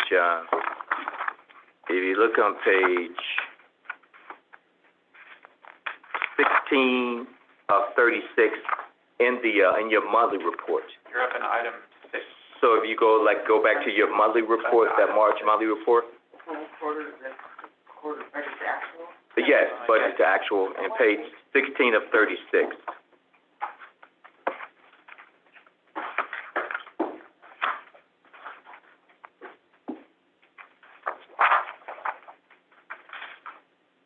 And if you go down, to 52915, it's in that number. It's under the water division. correct? Yes. Yeah, Yes. Correct. Why is that? good question. Good question. So this is an I evolution. don't know if I have that answer for you. This is a Bear Valley site development? Is this a new property that we purchased? Oh, yeah, we've got this with the purchase of the South Yuba Canal. Oh, yeah, With- so and with the overall purchase of it will be a water structure. It will be a structure we need to bring water down. Of course, Bob McDonald. Bob, I don't try to unmute him. Oh, yeah, I was weighing in, yeah. But it's separate division. But again, some of the subdivision infrastructure we need to bring Well, water down. absolutely. Yeah, I yeah. know, that's no The question question of was that. why, Yeah, hydro versus, right. That is a good question. You mean why water versus hydro, because it's Yeah. in water, yeah. Right. Well, This is one of the. I understand the question, and I Yeah, don't yeah. know if I have the answer for you at the moment. And Bob is live. Maybe Bob has. Bob makes a weigh in, yeah. Regarding I don't know that. if you heard this question, because he was, I did not. Oh, so Bob, the question was, we spent some money over this last period, on Bear Valley site development, Yes. and, we've got some telemetry and some electrical gas services there. Is this just kind of an ongoing cost or expense based on the punch list of activities and tasks we were working on from an M&R? Telemetry and gas services, are we talking about the Bowman Yard? No, Bear Valley. Bear Valley, Okay, we're not doing anything with any gas, or telemetry. Last year, we, got in contract with PG&E, bought a Tesco, electrical panel, and have done some minor conduit work to get to the pole where they're going to move the transformer and supply the Tesco. That's the only work that's been performed up there. maybe this was, this is check date, so perhaps it's backdated. How about we This could be. come back and We can kind come of back. answer these questions for you? We can research it, I yeah. don't know. Yeah, I apologize, that doesn't, sort of ring a bell, if I may say it that way. We haven't done anything like that up there. Check fire. Okay. So there's already a structure there that we're just refurbishing? No. That's the case? I thought So- their site, we were gonna build a building.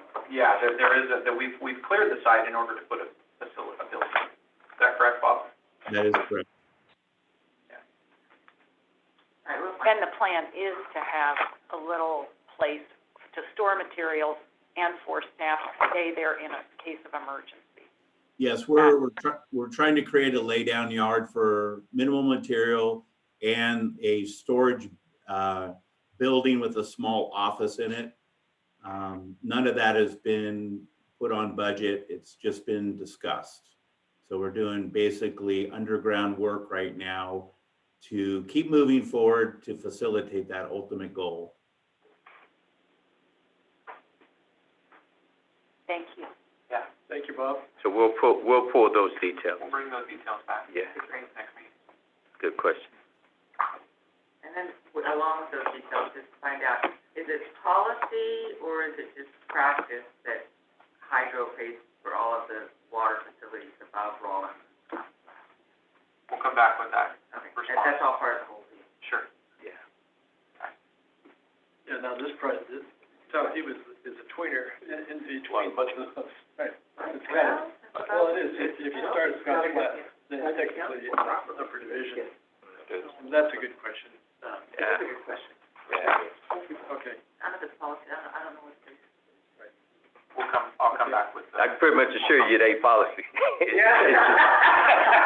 It's just the practice, the way we be doing it. Yeah, Yeah. I guess too. Yeah. I would've knew if it was policy, because we would have to follow the rules. Yeah. Because we've been saying it like it's gospel, so I don't know what the basis is. We'll come back and talk about it. Okay, all right. Any more, questions from the board? Any, public comment on the warrants today? If you'd like to comment on warrants, discussion, start on your phone. Okay, Director Heck, go ahead. yeah, I'd like to just, move approval of the warrant. Second? Moved and seconded. There's no further discussion from the board. Madam Secretary, would you please call the roll? Division one, Yes, please. Division three, Aye. Division five, Yes. Division four, aye, Division two. Aye. Thank you very much. Marvin? Thank you, board. Have a good day. Marvin. 5 minutes, yeah. That quick enough? Oh, yeah. Or long enough? Okay. We will take a 5-minute break at this time.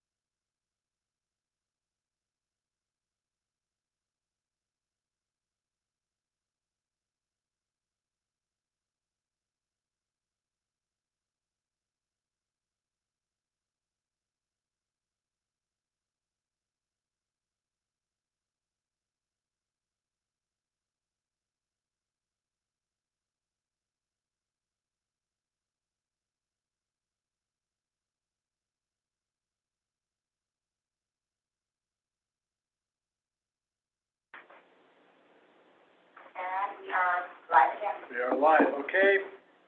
Meeting's back in session. Next item is interim general manager's report. Greg, good morning. Did you want to say those 3 words? You look very happy about that. It's kind of a mouthful. It's like, Right. kind of a mouthful. Well, good morning. I've got a few items to update you on today. First of all, thank you, Director Gruwagen, for the moment of silence for Robert Kreiter. I know that his passing was certainly unexpected, and it has put quite a shock and a consideration on staff this week. So I really appreciate those words. Very, very thoughtful, and I know that certainly our hearts go out to his family and to his friends and loved ones. The district has purchased a bouquet of flowers for the family. They should be receiving that shortly.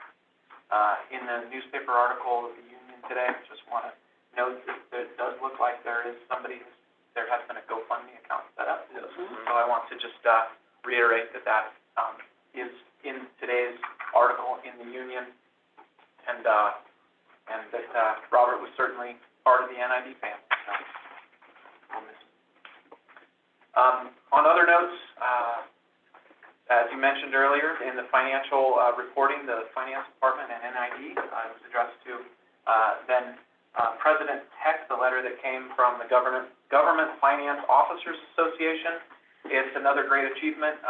NID, I believe, has received the Certificate of Achievement for Excellence in Financial Reporting in 2015, 16, 17, and now 19. So really excited about that, and kudos and hats go off to the finance department and their efforts and their activities to ensure that our principles and our practices and our policies are all up to date and moving this district forward into financial appropriateness. So really thanks to them. Want to let you know that we are transferring our phone system here at the district. That is occurring on May 18th, so next week. We are changing from our current system to a voice over IP, voice over internet protocol phone system. There's a few reasons for that. As we started looking at some of the outcomes of COVID and some remote work, some people interested in doing some more working at home, and so teleworking, it became clear that certain activities of the district were inefficient and inoperative. So this gives us an opportunity to be flexible. It gives us definitely redundancy in our systems. It brings us continuity of operations and the ability to dislodge and remote work and access our emails and phones if we definitely need to. So there's customer service, there's all other activities in the district. Not to mention the fact that our phone system is over 20 years old and it is no longer serviceable by the manufacturer. So we are completely at the mercy of antiquated phone systems that we have right now, and it was just time to redo. So there's going to be a small downtime next week on the 18th from like 11 to noon regarding as that whole interaction goes forth, but the new phones are in everybody's offices, they're in everybody's workstations, the hardware is here. IT has been actively building that and moving that forward, so we're really excited to kind of come into a bit of the new age of phone operations and communication. So hopefully that's going to be. Is there a budget savings on a monthly basis via AT&T versus? Oh, I knew somebody would ask me. Sorry. He knew it would be. If I knew it, why did, certainly there's server capacity, there's maintenance, and it is I don't have the number, there is savings. There definitely is operational savings. Because there usually are cheaper. Absolutely. Thank you. Yeah. Just recently, last week, staff finalized the memorandum of understanding between ourselves, PCWA, and Placer County regarding water service to the Placer County Government Center. So we anticipate bringing that MOU to you on the 26th of May. And then that sets in motion slight adjustment at the same time to our service area agreement with PCWA in terms of our service boundary and PCWA's service boundary in and around Placer County, ultimately leading to the annexation of the element of Placer County Government Center so that they can install, which they're working on, moving dirt right now for future sites of more commercial buildings, et cetera, and some more government service centers as well. So, And will that come, or does it come with a tax sharing agreement? yes, those commercial buildings would be part of our tax sharing agreement. Great. Absolutely. Good question. Yep. Yesterday, I met with the new Placer County Regional Forest Health Coordinator. That's a mouthful, too. Carrie Timmer. She is working now under Josh Hunsinger. She was formerly. She was formerly with the Sierra Business Council. Sierra Business Council. Correct. You work with her? Yes, I did. For a number of years. Really quality. She's wonderful. Yeah, she is wonderful. Yes. And so we got to catch up yesterday, which was nice. And she comes with I think, a great opportunity for Placer County and outreach and coordination with multiple jurisdictions and agencies, including NID, on forest health, forest restoration, fire mitigation activities, et cetera. So I think it's a great program that Placer has created, kind of bifurcating Brett's stories, I think, position in a couple different ways. And so they have a lot more opportunity to focus on this activity in Placer County. And of course, with some jurisdictional overlap, we have Nevada County, and our forested lands mostly are in Nevada County, but we have a lot of canal and lowland fire considerations in all of our canal systems around Placer County. So there's I think, some good overlap, and I'm looking forward to working with her and with Placer and moving that forward. We have been asked, and we're beginning in the participation of a steering committee that is being driven by NOAA regarding Yuba River reintroduction of endangered species salmon. And NID is partner in this steering committee along with federal and state agencies, including NOAA, NIMS, CDFW, Yuba Water Agency, PCWA, PG&E, and NGOs, including South Yuba River Citizens League and American Rivers. And so we had it was the second meeting that we've had NIDs participated in recently. So we're working on that, and I'll keep you abreast of how that project goes. We're talking about a charter at this moment, and there's a lot of activity that NOAA and NIMS have put towards this effort over the years, as well as YWA. And so, as you recall, NOAA came out with a reintroduction pilot project at the beginning of the year that caught us a little bit by surprise, and now they are engaging us as well as other water agencies and property owners and water rights holders up on the Yuba River. So we're working in that space right now.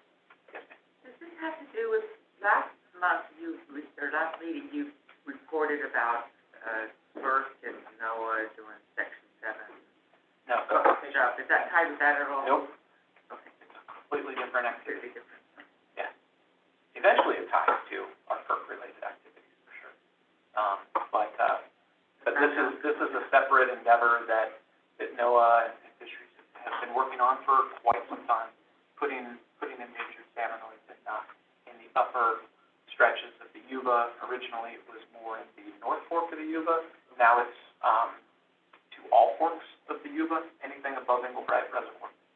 So it's quite a lift, and we're involved in the conversation. My question, when I first read that thing, is like, how, they must have, They're not going to. I'm assuming that because there are other landlocked salmon, that they won't be migrating. Well, they go to the spillway, they'll go down, but they can't get back up. It's a long-term conversation. Right. And potentially an expensive one. And so we're glad that we're at the table and talking with them and involved. And like I say, it's federal agencies, state agencies, NGOs, so it's a good collaboration of groups. Should we have been invited earlier to the table? Prior to the pilot study introduction that went out at the end of the year, or beginning of the year, Yeah, I would argue yes. I would too. So would other organizations, but. Okay, we're there now. Okay, we're there now. Yep, go forward. And it is a good, it's a good group. They've got a lot of, ideas and thoughts on bringing folks together. So we're working on that, and I'll keep you updated as that goes. Staff met, a couple weeks ago or last week with Nevada County engineers regarding the Dog Bar Bridge realignment. We briefly talked about that the other day. I believe they have a public meeting on that on the 20th coming up here. And we talked about the realignment, and of course, all of this is on NID property and its impacts to the recreation at Dog Bar Bridge as it currently is. So, had a good conversation with Nevada County on that. Let's see, Lower Scotts Flat Trail, mitigated neg deck, meeting we had last week. We have some comments on that. We'll be bringing forth to you some options and what we might want to move forward with on that trail as it relates to the trail itself, as well as the spillway design and what it means to potential impacts in that area. So there's more to come there. We're analyzing the comments right now and reaching out to some of the user groups to figure out where those comments, what we're talking about. Where's the, I'm sorry to interrupt. Okay. The model for the spillway, where's the status of that? So it's ongoing. I don't have the complete up-to-date status. We've received some preliminary results, and I don't have an answer as to exactly what it concluded at this moment. They're still working on the hydraulic modeling. Okay. So we'll know in a short period, I think. Is the public hearing for that set next week? No. For the trail? Correct. I mean, my answer was correct. Correct, no. Correctly, no. Correctly. Correct, no. Recreation, gearing up for the 2021 season, and we are, just so you know, as with, you might have heard on the news, we're having a difficult time in recruitment for our rec folks and our part-time positions and our seasonal positions. Not anything that really is going to impede a large portion of our rec activities and our openings, but we do have some concerns regarding staffing at critical facilities. We may have certain things that are just unable to be open this year. For instance, perhaps the store at Long Ravine. We may be able to sell ice and wood, but in terms of other things, we just are having a hard time with the unemployment as it is, and the unemployment checks that are happening. People are getting more on unemployment checks right now than they would at a job at the rec site for NID. So we're seeing some pinching of recruitment there, and I just want to let you know, Monica and team are working on it, and we're trying to get as many people as we can, but we're going to be somewhat short-staffed moving into the rec season. But I don't think it should really harm anything in Scotts or most of Rollins. Long Ravine is not being questioned, but there's, it's a ways to get out there, and it's hard to get people to staff there anyway. So we may have some condensed services at certain places, like I say, like snack bars and that sort of thing. Can I ask you a question on that? Did you get any feedback on the discussion we had at the last meeting about the proposed daylight, kind of non-motorized vehicle time? I had not. Nothing came to me. I don't know if Monica, I don't know if she's on the line. I hadn't heard any extreme or notable discussion that she had had with anybody. Okay, I was just Regarding that. curious. Thank you.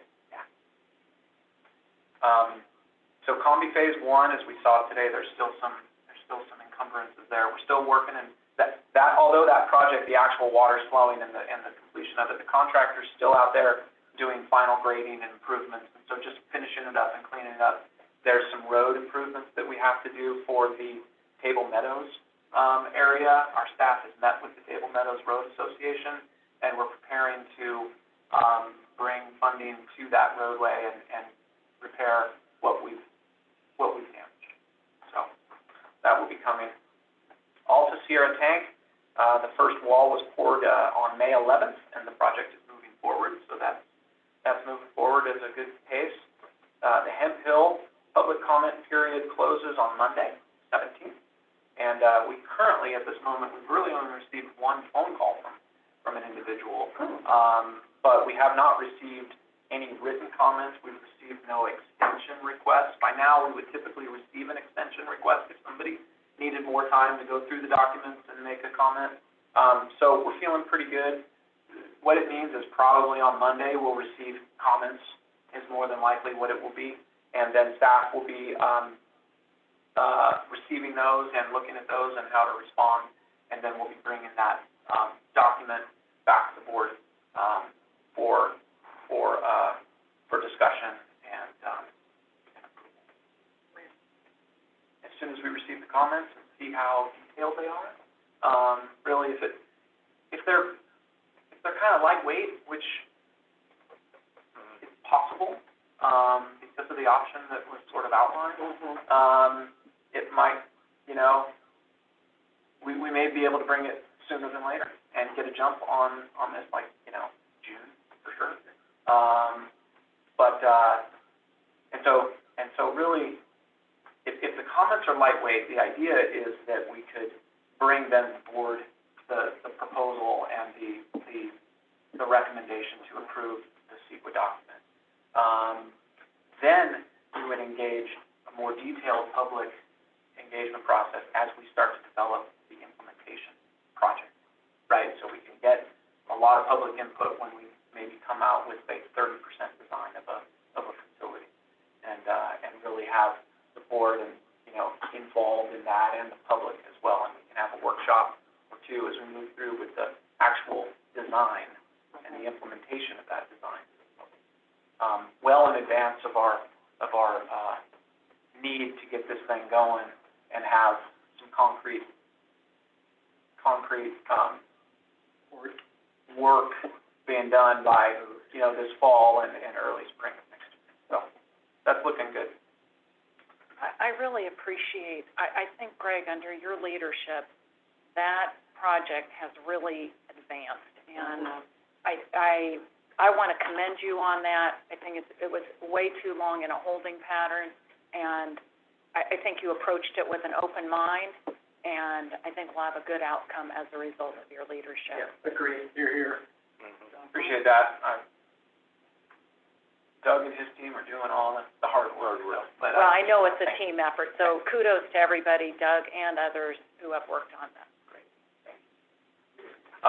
Doty Ravine siphon has been complete, the upgrade, and just recently the moratorium has been opened, and we have sent out letters to 15 of the folks on the Doty that have requested water and have been on a waiting list for a long time. So that increased the flows roughly from about 18 CFS is where it was pinched to our master flow plan. At the head, it's up to about 27 CFS. So that's good. So word has gone out to those 15 customers that have at least been on the list, and I believe as of this morning we've heard back from 2 of them. So that's really great. It's 54 acre feet a day. Okay. A lot of water. Math. Significant. Good math. Good math. Let's see. I'll just start with reservoir storage, then I'll talk about the proclamation. So as of 5/5, May the 5th, we had 197,418 acre feet in storage capacity. That is 83% of our 8-year average, and it is 73% of our total capacity. Precipitation at Bowman is 52% of average, or roughly 33.9 inches over the year. As you've seen, I put this on your desk a couple days ago. The Governor Newsom put out his drought proclamation, and that included our region, so our territory, Placer and Nevada counties. In reading through it, first blush, really offer from an operational perspective and from an administrative perspective, there's no specific mandatory regulations which have been put in place yet. What it has done is it has opened the door to the state agencies, including DWR, Fish and Wildlife, and Water Board, to procure and promote emergency authorization for drought contingencies at a future date. So, although it doesn't state yet that there's a mandatory reduction in place, we're thankful that we're a couple weeks ahead of this, right? We did third stage one, Again, so well done. that's really great. Congratulations. This definitely sets the stage for more conservation methods to come, and I think we're all, Dustin, I know, is chomping at the bit to say a couple words on this, and I'll feed some of my time to him because I think it's important. But Would you mind reporting on the treated water? I was just gonna say, thank you. Yeah. So the treated water, as we put out communications not long ago regarding conservation in stage one, and we want people to conserve by 10%. Indeed, the month of April we've seen an increase of 10% of our treated water use over our 2013 numbers from this date, 2013. So we've seen a really good trend downwards on our treated water consumption over our 2013 baseline, except for this month. Until now. It went up 10%. So, we can only contribute it, now this is treated water only, but obviously April was hot and dry.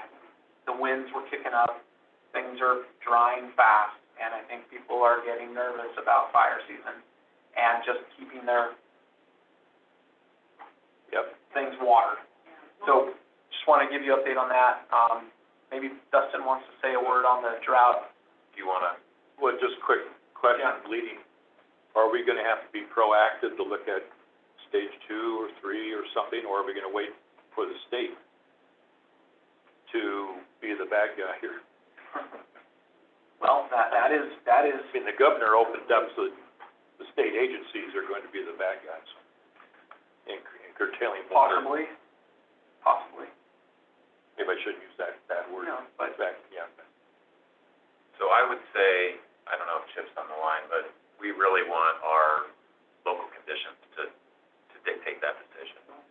I will tell you, just generally, the snow melt is way off. It was way overstated. It's not showing up in reservoirs. And if that carries forward to the same degree with our local snow melt, then, the data may dictate another review of your drought stage. Or it may not, I don't know, but that's something that I know Chip and his team are tracking. Chip's on the line. But he's raising it. So, Chip, do you want to jump in there, or do you want me to keep going and you be back clean up? I think you're doing great, and we will be providing an update at the next board meeting with all of those updated numbers, along with the potential purchase of PG&E water to help this scenario. Yep. As for the treated water number, I just really want to encourage our landowners and our customers to really buckle down. We're going the wrong way here. These are pretty dire. I was on another drought task force call on the way up this morning. This is shaping up to be the second driest in California history in terms of precipitation.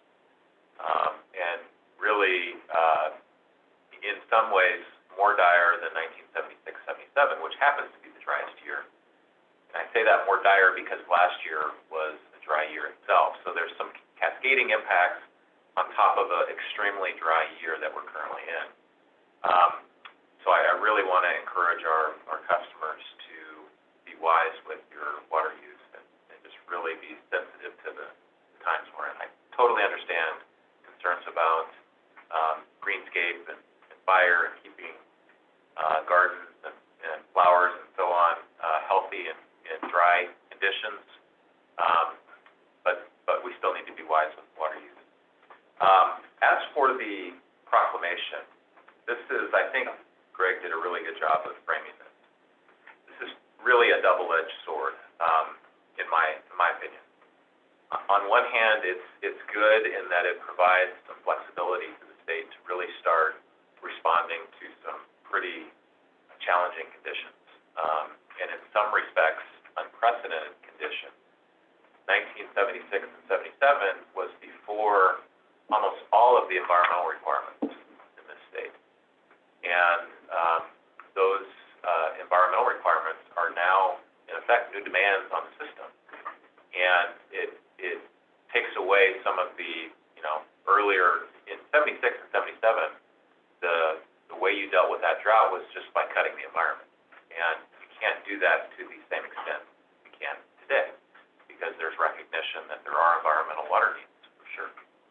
So this is, in my opinion, more significant, more challenging than even the prior drought that we were in from 2012 through 2016. So this proclamation provides a considerable amount of flexibility for the state and various agencies to respond to this somewhat unprecedented event. And that's good because, they can do things like drought barriers in the delta to preserve the ability to kind of repel salt and consequently use less fresh water to repel salt. So that's a big issue for in-delta water users and exporters. There are measures in here to protect water storage in various facilities throughout the state. So all of those things are good. Where I have concern, this is the other edge of the sword, is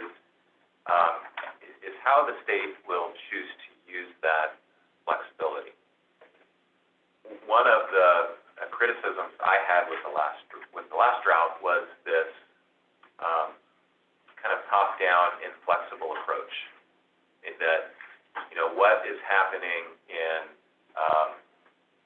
Bakersfield in Kern County is the same as to what's happening here locally, and that's just not true. There's while we're both in drought, the degree of drought is different.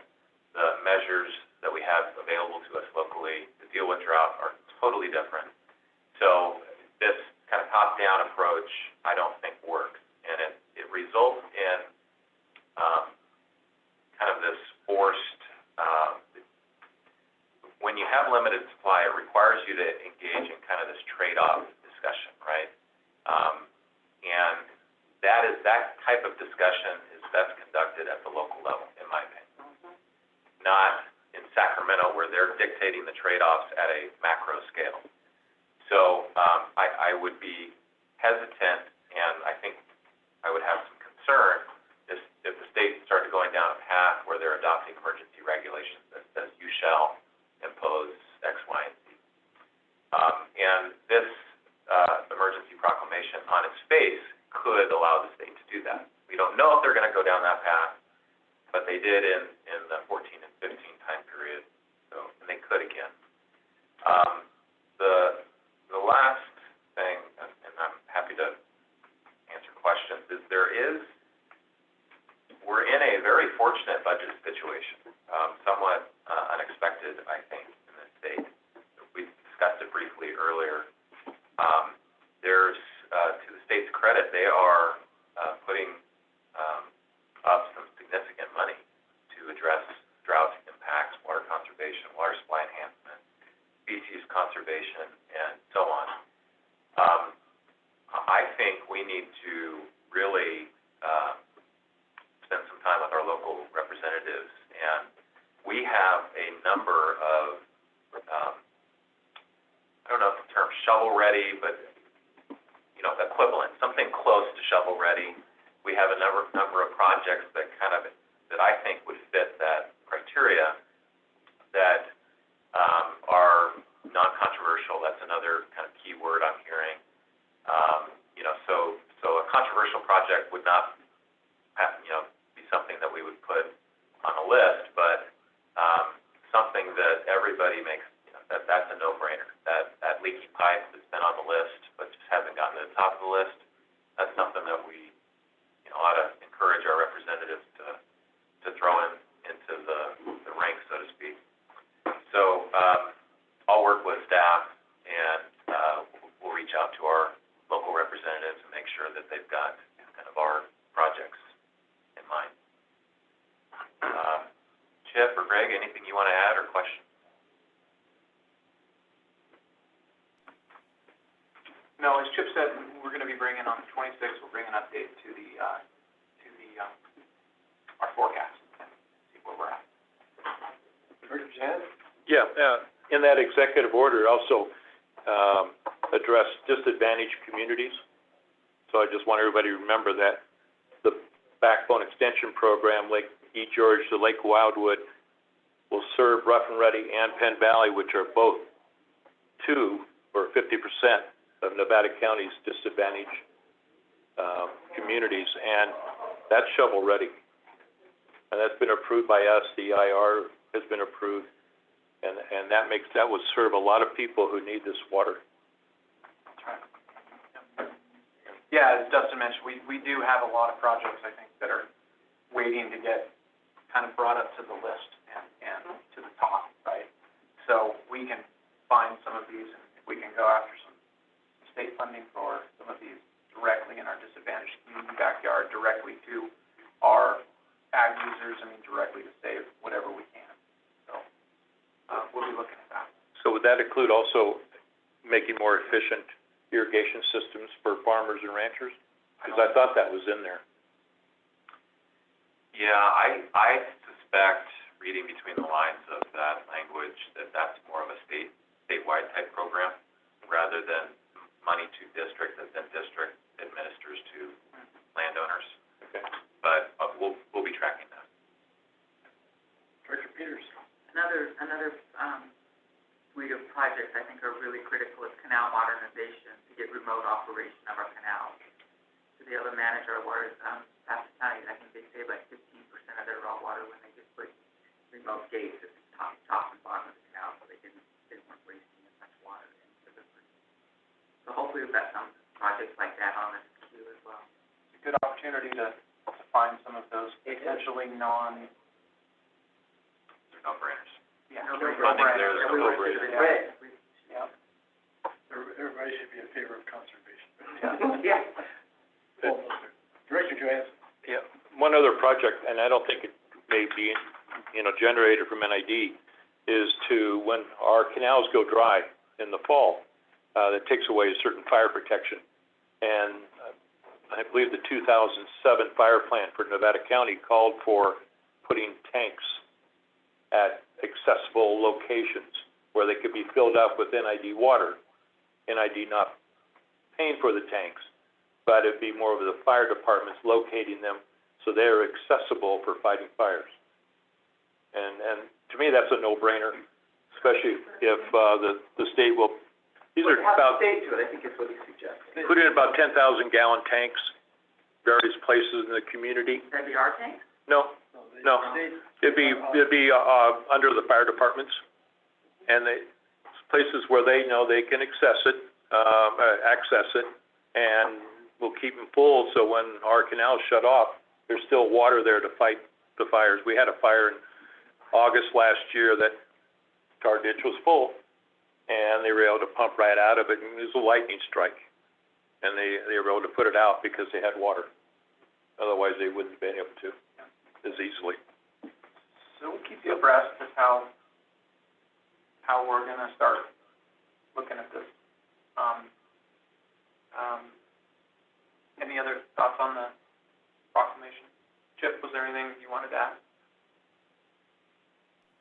No, I appreciate all the talk, and the emphasis needs to continue to be, we really do need conservation. And although it was voluntary at the last ask, if we don't start getting that voluntary reduction, it's going to turn into mandatory. So just encourage everyone to reduce their water, and the best way to do that is to limit your outdoor watering and cut back where you can. We really are in times of need. So So, Chip, if somebody wanted to reduce down from 6 to 5 or 4 minors inches, what do they call? Who do they call? And how would that process go? Yeah, so What would it look like? they would just call into our customer service department, 273-6185, ask for the reduction. Our customer service team will revise their billing and give them a credit for the balance of the rest of the season. And then we will, absent drought next year, provide them their full allotment for the next year when drought is hopefully clear. But, so they may have the option next year also reducing if they want, or restoring to a full amount. Yeah, it all depends on what Mother Nature provides next winter. But yeah, for this summer, we're encouraging those folks to reduce their allotment. We'll give them the credit. We'll hold their full amount in reserve for the next year once, assuming drought is over. Yeah. Great policy. So we're sending out a second round of ag billing today, and it's a little earlier than normal, but this is an opportunity to encourage conservation to our ag customers as well. So that's why we're sending it out a little bit early. Can I ask a question on, if you voluntarily reduce this year, and let's say next year we're dry again and we have to implement a mandatory reduction, does your baseline for the reduction, is it your pre-voluntary reduction, or is it your reduced level from which you? Good question. Chip can. It's got to be free. Yeah, so that's a great question. In our opinion, the folks who have voluntarily reduced already have done their part. And so we'll be basing on the reductions based on their original purchase allotment. Okay, thank you. Go ahead. And I think that we maybe need to start shifting our mindset and not thinking of a drought as it's just gonna be this year, and next year we can go back to our old ways and do everything back then, because it's really, all of the tree ring studies, all of the science has shown that this is not just a one-off year. That California West settled 1850 to 1950 was like the wettest period in thousands of years in California. And so for us to think that this is, we'll get back to normal next year, and then we'll go back to, watering everything. We really need to start doing a complete mind shift of how we use water. And I don't know how, and it's something for us to think about as a district, how we're gonna lead that, and how we're gonna message it, that we really need to completely make. This isn't, the new norm is not as it has been. Last 2 years have been the driest 2 years, second driest 2 years in recorded history as a combo. But I think Laura's point is Yeah. that we have a new normal. And we characterize it as drought as if it's an anomaly. Drought is the normal. We've just been blessed with a different condition. Different normal. Yeah, and so because we were born and raised in that condition, we think that is normal, that it's not. It's not. And so it's, I think the messaging and how we are talking about it, I think it's a really good opportunity. Great point. So just to kind of keep going down my hit list here, we started purchasing water for PG&E on the 1st of May, and we're going to continue to purchase through May as our budget allows. I believe we had $80,000 in the budget. Next month or next board meeting, you'll see a budget amendment transfer from different departments to bring water and purchase what hopefully will be our full allotment that we can get from PG&E throughout the summer.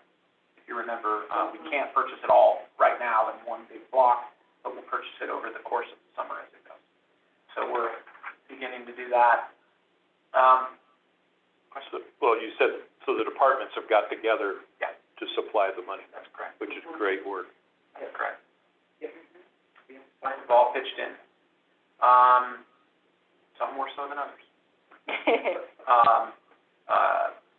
Just a couple more updates. You recall I spoke about our first additional information request. That was, I think, what we were getting hung up on.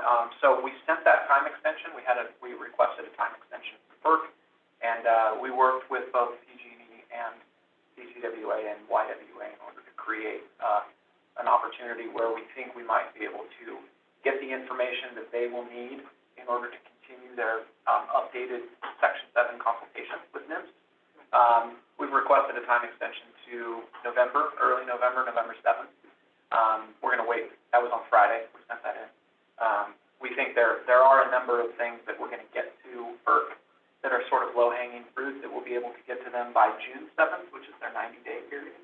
But there's this other larger coordination with PG&E and YWA and DCWA on modeling. And we're going to know more. It's a request for it's an extension request to make another extension request. So meaning that we need these next 5 months to understand exactly what it is they're asking of us in order to say, okay, now we need more time to actually do that work. So we hope that that goes over well with FERC. We believe it will. We don't have any reason that it won't. There was an earthquake last week, if you recall that. Up there, I believe it was at Jackson Lake area. And in the middle of the night, hydro staff and ops ran up there, and everybody was on board and had to take a look and see what was going on. So our regulations of DSOD and FERC are that we go take a look at these dams and see if anything happened. No damages reported. So just FYI, we went up, took a look throughout the night, into the morning, early hours. We have to report within 24 hours after an event like that. So magnitude was? It was five, it was nearly five. It was 4.3 or 4.7. 4.7. It was pretty good. Yeah. It was my house. Did it? Yeah. Yeah, okay. All right. Really? Dogs are running around, seems weird. Yeah, it was about 9 o'clock at night, something like that, 9:30. 9:30. Yeah. You could feel anything. Down in your, you're just down, but you're not on the fall, so. Solid granite.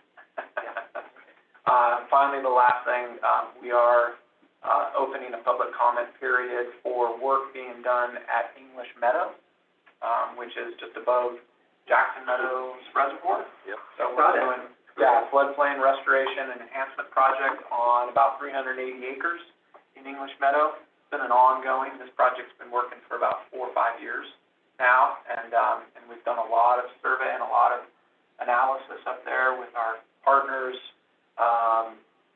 and excited for the public comment period will end June 13th. So we've got a little bit of time for that, but this is a great upper meadow, montane meadow restoration project that we hope will be a great benefit to our water within the Jackson Meadows Reservoir, upper middle fork of the Yuba River. So, How many meadows like that do we have in the district? not very many.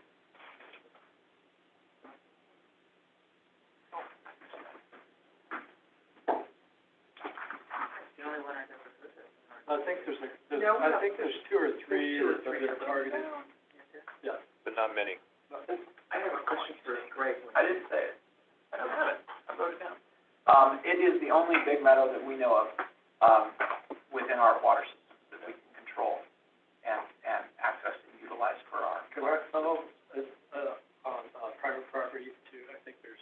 Yeah, I think that's how it is. there's a handful, right? I mean, we'll see what the water yield is, but we're trying to study that and look at that, but it's really one of the biggest ones that we have within our system. Finally, I had this written down, thank you, Dustin, for reminding me.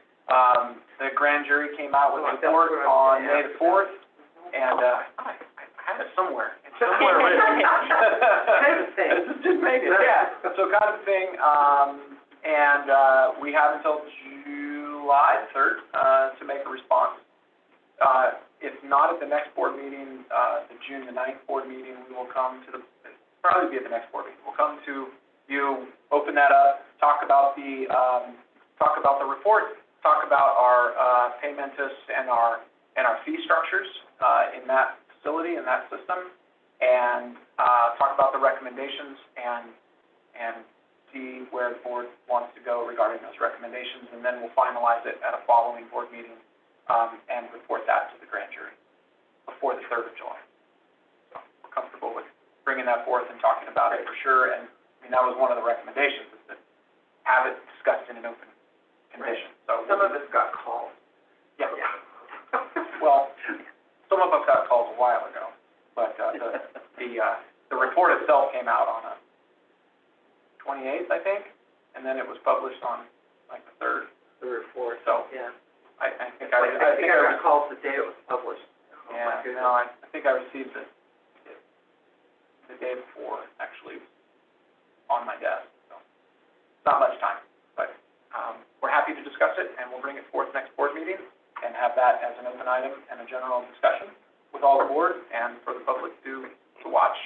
And looking forward to discussing those recommendations and informing the grand jury as to what our process would be. I have a question about that. Yeah.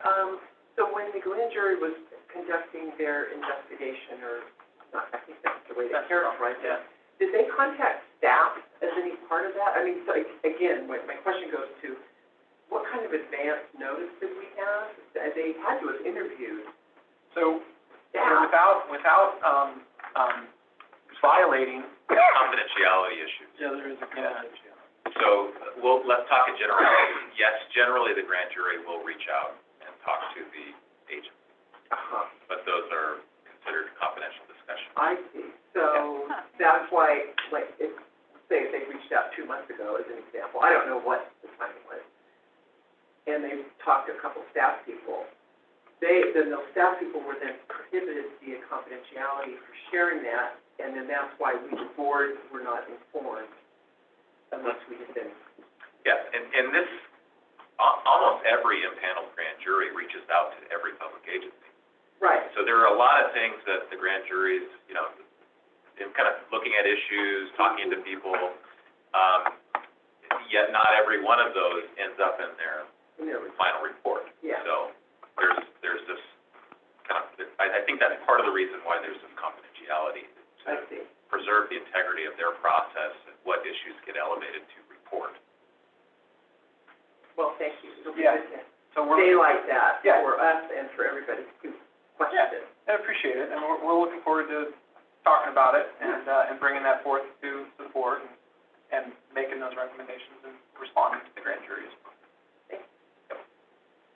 That is, yeah, that is the end of my report. Thank you, Greg. I'm sorry. We mentioned it, I can't not mention this, materials cost, for everything that we use in order to maintain, build, construct, is going up. So, and not only are prices going up, but we are informed by our suppliers that lead times are crazy long. So, We can't even get a piece of glass at our church for 2 months. yeah. A piece of glass for a window. Yeah, so we're hoping this doesn't have a huge impact on our, operations and maintenance crews moving forward in the rest of this year. We do have a warehouse, we stock a number of things.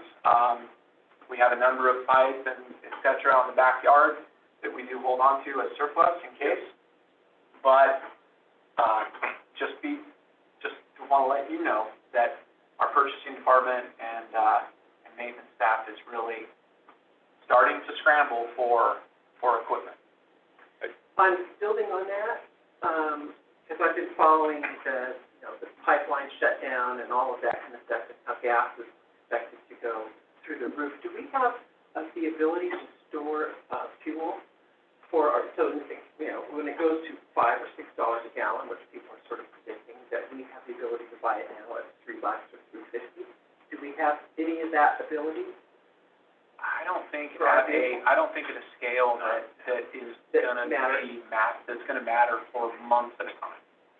That's a big. That's a big deal. I store it. Yeah, I know, I'd be storing it too, if I had the mean, ability. We have, Just- we have our own fueling stations, in the back, we have our own gas. we also have priority because of utility serving water, Yeah. We're gonna we get fuel. delivered. but at what price? Although at the first PSPS events that happened a couple years ago, acquiring the diesel for the generators was difficult for a little while, Right. right? So, you know, I guess I just bring that up because, you know, that's kind of another area where we're gonna all take a hit. I just bought a year's supply of diesel and poured down in Orland, but up here, I forgot to order it yesterday, but I want another year's supply here because I just had to get some parts that usually take 3 days, took 4 weeks, and they couldn't find them. And I couldn't get the part I wanted, but we can adapt it to make it work. And that's what's happening. Mm-hmm. And so, and dump trucks, oh, they have So skyrocketed, That concludes my report. Okay, yeah. thank you, Greg. On that upbeat note. On that, A lot of upbeat, but you're being proactive wherever you can. yeah, Absolutely. that's Yeah. proactive. Trying. Okay, Board of Directors, items, reports. Who'd like to go first? Rich?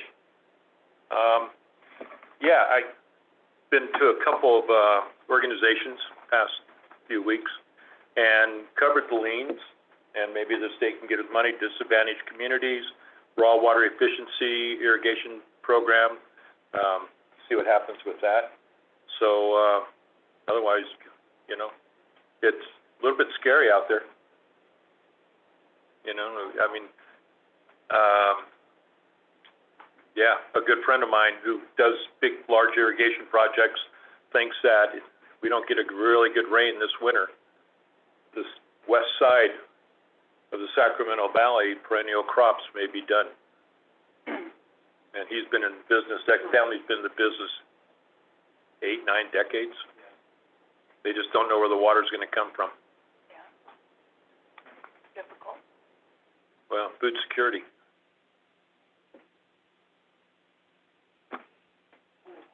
That concludes your report?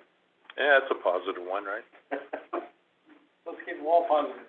Director Heck, is yours positive? Mine is really positive. I'm a new grandma. I've already shown everybody pictures. Yep. Has nothing to do with our water, but I'm really happy that I got to be there and still be a part of this group, so thanks a lot. And that's it. Okay.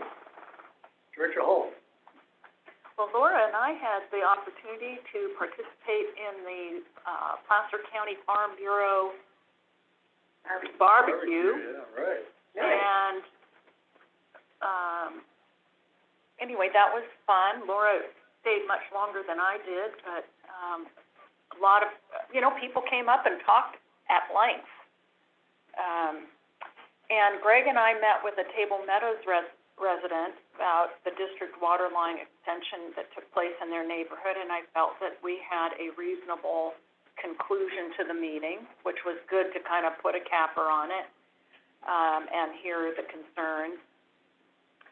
On a personal level, I had, a challenge with my, farm, NID account, and I would just, commend the NID staff. You know, I sent my concern to from my personal account, and they were honest.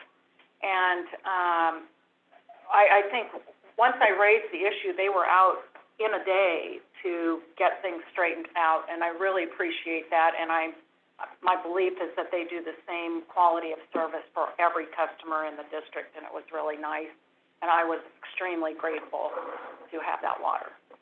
So thank you, staff. Absolutely. Director Peters? Yeah, so I attended on Sunday, we went to the barbecue for the Farm Bureau, that was, took up, thanks for staff, and you could tent and all the flag and all of that, with the brochures, and that, it was successful. And then I also attended the Placer County Farm Bureau meeting on the third. They're very concerned about rates, so it seems to be the main question, you know, moving about rates. It was. Okay. Did you bring the tent back? Yeah, it's all back in the stove. Okay, thank you. Bring us some barbecue. Yeah. Oh, yeah, food? Okay, for my report, I met with a constituent that there's, a portion of Chicago Park is getting together with a Firewise community. It happens to border all of the recreation area for Rawlins Lake at Orchard Springs, so kicking that off because they have concerns about what we're doing and what we're not doing, so started that process. I think it'd be good to collaborate with them. Also, I wanna ditto what Karen said about calling customer service, and I also happen to have two run-ins, not physical, with NID crews recently. One in Chicago Park and one on the pipeline. I just want to we don't recognize the hard work of people in the ditch, literally, whether it's a water ditch or a pipe ditch, that they do every day, and I'm just impressed with those that I talked to about that, so shout out to them. Lastly, I would like to just share an article that was in Bag Alert. It's a Farm Bureau magazine. Did you get it? Did you read it? About, they finally, there's been a lot of argument about, a lot of discussion about releasing water to promote endangered species, and they've done a study, and I had heard this before, that I'd heard up to 80% of the salmon are eaten by black bass. This study has concluded that at least half of the salmon are eaten by black bass, whether you put 1,000 CFS or 5,000 CFS down the river. And Farm Bureau has been arguing that there has to be more emphasis on all of the aspects of habitat and not just running the water down. So that was very interesting science, third-party science that shows that we have to do. We have to stop this idea that we just run more water, we're going to save the fish. And it includes Habitat restoration. Habitat restoration, Willow. and all of the above. So I thought that was interesting. This is what David Guy was talking about. Okay. Okay. Yeah. Okay, and that concludes my report. Dr. Weirway, I wanted to ask, because I saw this article while I was away, that 3 NID employees helped put out a fire on Highway 20 recently. Yeah. And so I wanted to say... You posted that. Nice. Yeah, I posted it on my Facebook page. It was a thanks to them, but I also thought that I wanted to bring that information to the full board, and maybe it would be more appropriate for you to talk about it. But, again, there's an example of our amazing employees just taking the initiative and getting it done, wherever they find it. So maybe if you wouldn't mind giving just a brief, because I don't know if everybody heard about this. It was in my... I have to say, I don't know enough specific about it, to be honest with you, but, yeah, 3 employees were driving along and they saw smoldering of some sort. I believe it was down, near the Yuba. And, anyway, they stopped and got out, jumped out, and, Got their fire and got their shovels and fire extinguishers put out. And put it out before the fire department got there. Our NID guys. Wonderful. So, yeah, it was heartening to see that. And of course, they would all do that, but when they do it, you want to acknowledge it. Sure, absolutely. Thank you for bringing that up. Yeah. Yeah. Okay, that's all. Thank you. Director Hall. Sorry, we've talked from time to time about the CMMS system. Yes. And I have not had the benefit of really getting an overview of that project. I don't know, I know it has huge implications for the district, but I don't know where we are on the timeline, the total cost, when it will be fully implemented. And I thought it would be informative to me to have a presentation on that, and if not to the whole board, then I maybe could do it offline. No, It's been a while. It has been a while since we've spoken about it. There has been some delays, I will say. We have a plan to bring it forth to the full board in terms of an update and where we are. Thank you. So, it's on the list. We spoke about it the other I day. asked Marvin about it at the break, and he said in June. Yeah, we're thinking the first or second board meeting in June. Yeah. To come with Thank you. reports coordinating with our consultants on this and trying to come to what's the word Marvin uses? It's not a start date, but it's kind of a go live date on this, and really finding that, and then what it's going to take, in order to bring that heavy lift, because it still is a heavy lift. We put a lot of effort into it, a lot of time, and a lot of thought, yet these systems are they can be very complex, and they can require a lot of effort to put into practice. And so, in bringing an enterprise system such as these to the fore takes a heavy lift. And so we're going to bring that forth to the board to give you an understanding of where we are, what we've done, kind of where we're at in the process, when we believe our go live date is looking like, and what we're going to be doing in that interim, and what it's going to take. Thank you. Yes. I think we're all interested in that one. Very much so. Yeah. Exciting possibilities. Yeah, for sure. It's been this, you know, we talked about it since I've gotten here, Right. nearly 5 years ago. Right. And finding the right program, finding the right tool, finding the right, hammer for the system. When you get into these programs, you start to peel back a few layers of the onion, and sometimes the onion gets kind of big. And I just want to, we're going to find it. We're finding that out as we speak, and we're addressing those considerations. And it's taking a bit more, I think, of internal capacity and effort than perhaps we might have originally thought a couple of years ago when we started this process and really going down the line. So we'll bring forth a full report here shortly. It's been on this list. We're going to bring it. Well, I would just say, having worked on a lot of implementations of large systems, our situation is not uncommon. So, I'd just like to understand where we are and what capacity it brings and what's the timeline from here. Yeah, certain elements are moving faster than others. Certain elements are lagging a little behind. We're trying to see right now if we can parse off some of those that have been put together and really start to put sort of some of those to work while the other elements catch up. Mm-hmm. So we'll bring that as a full package here shortly. Thank you. Okay. Does everybody need a second turn? Okay, at this time, we'll take public comment on items to be considered in closed session. I see we have one time certain at 12 o'clock, which is about 10 minutes. I do, Mr. Chair, expect that action will be taken and that there will be a readout. On which item? On both of them, or? No, just one. Just one, okay. Action will be taken, there'll be a readout. If action is taken, there will be an announcement. Okay. Following closed session.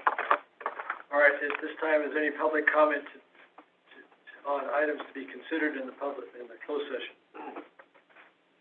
Star 9 your phone, if you'd like to comment on closed session items. Okay, at this time, we'll close the open session, open the closed session.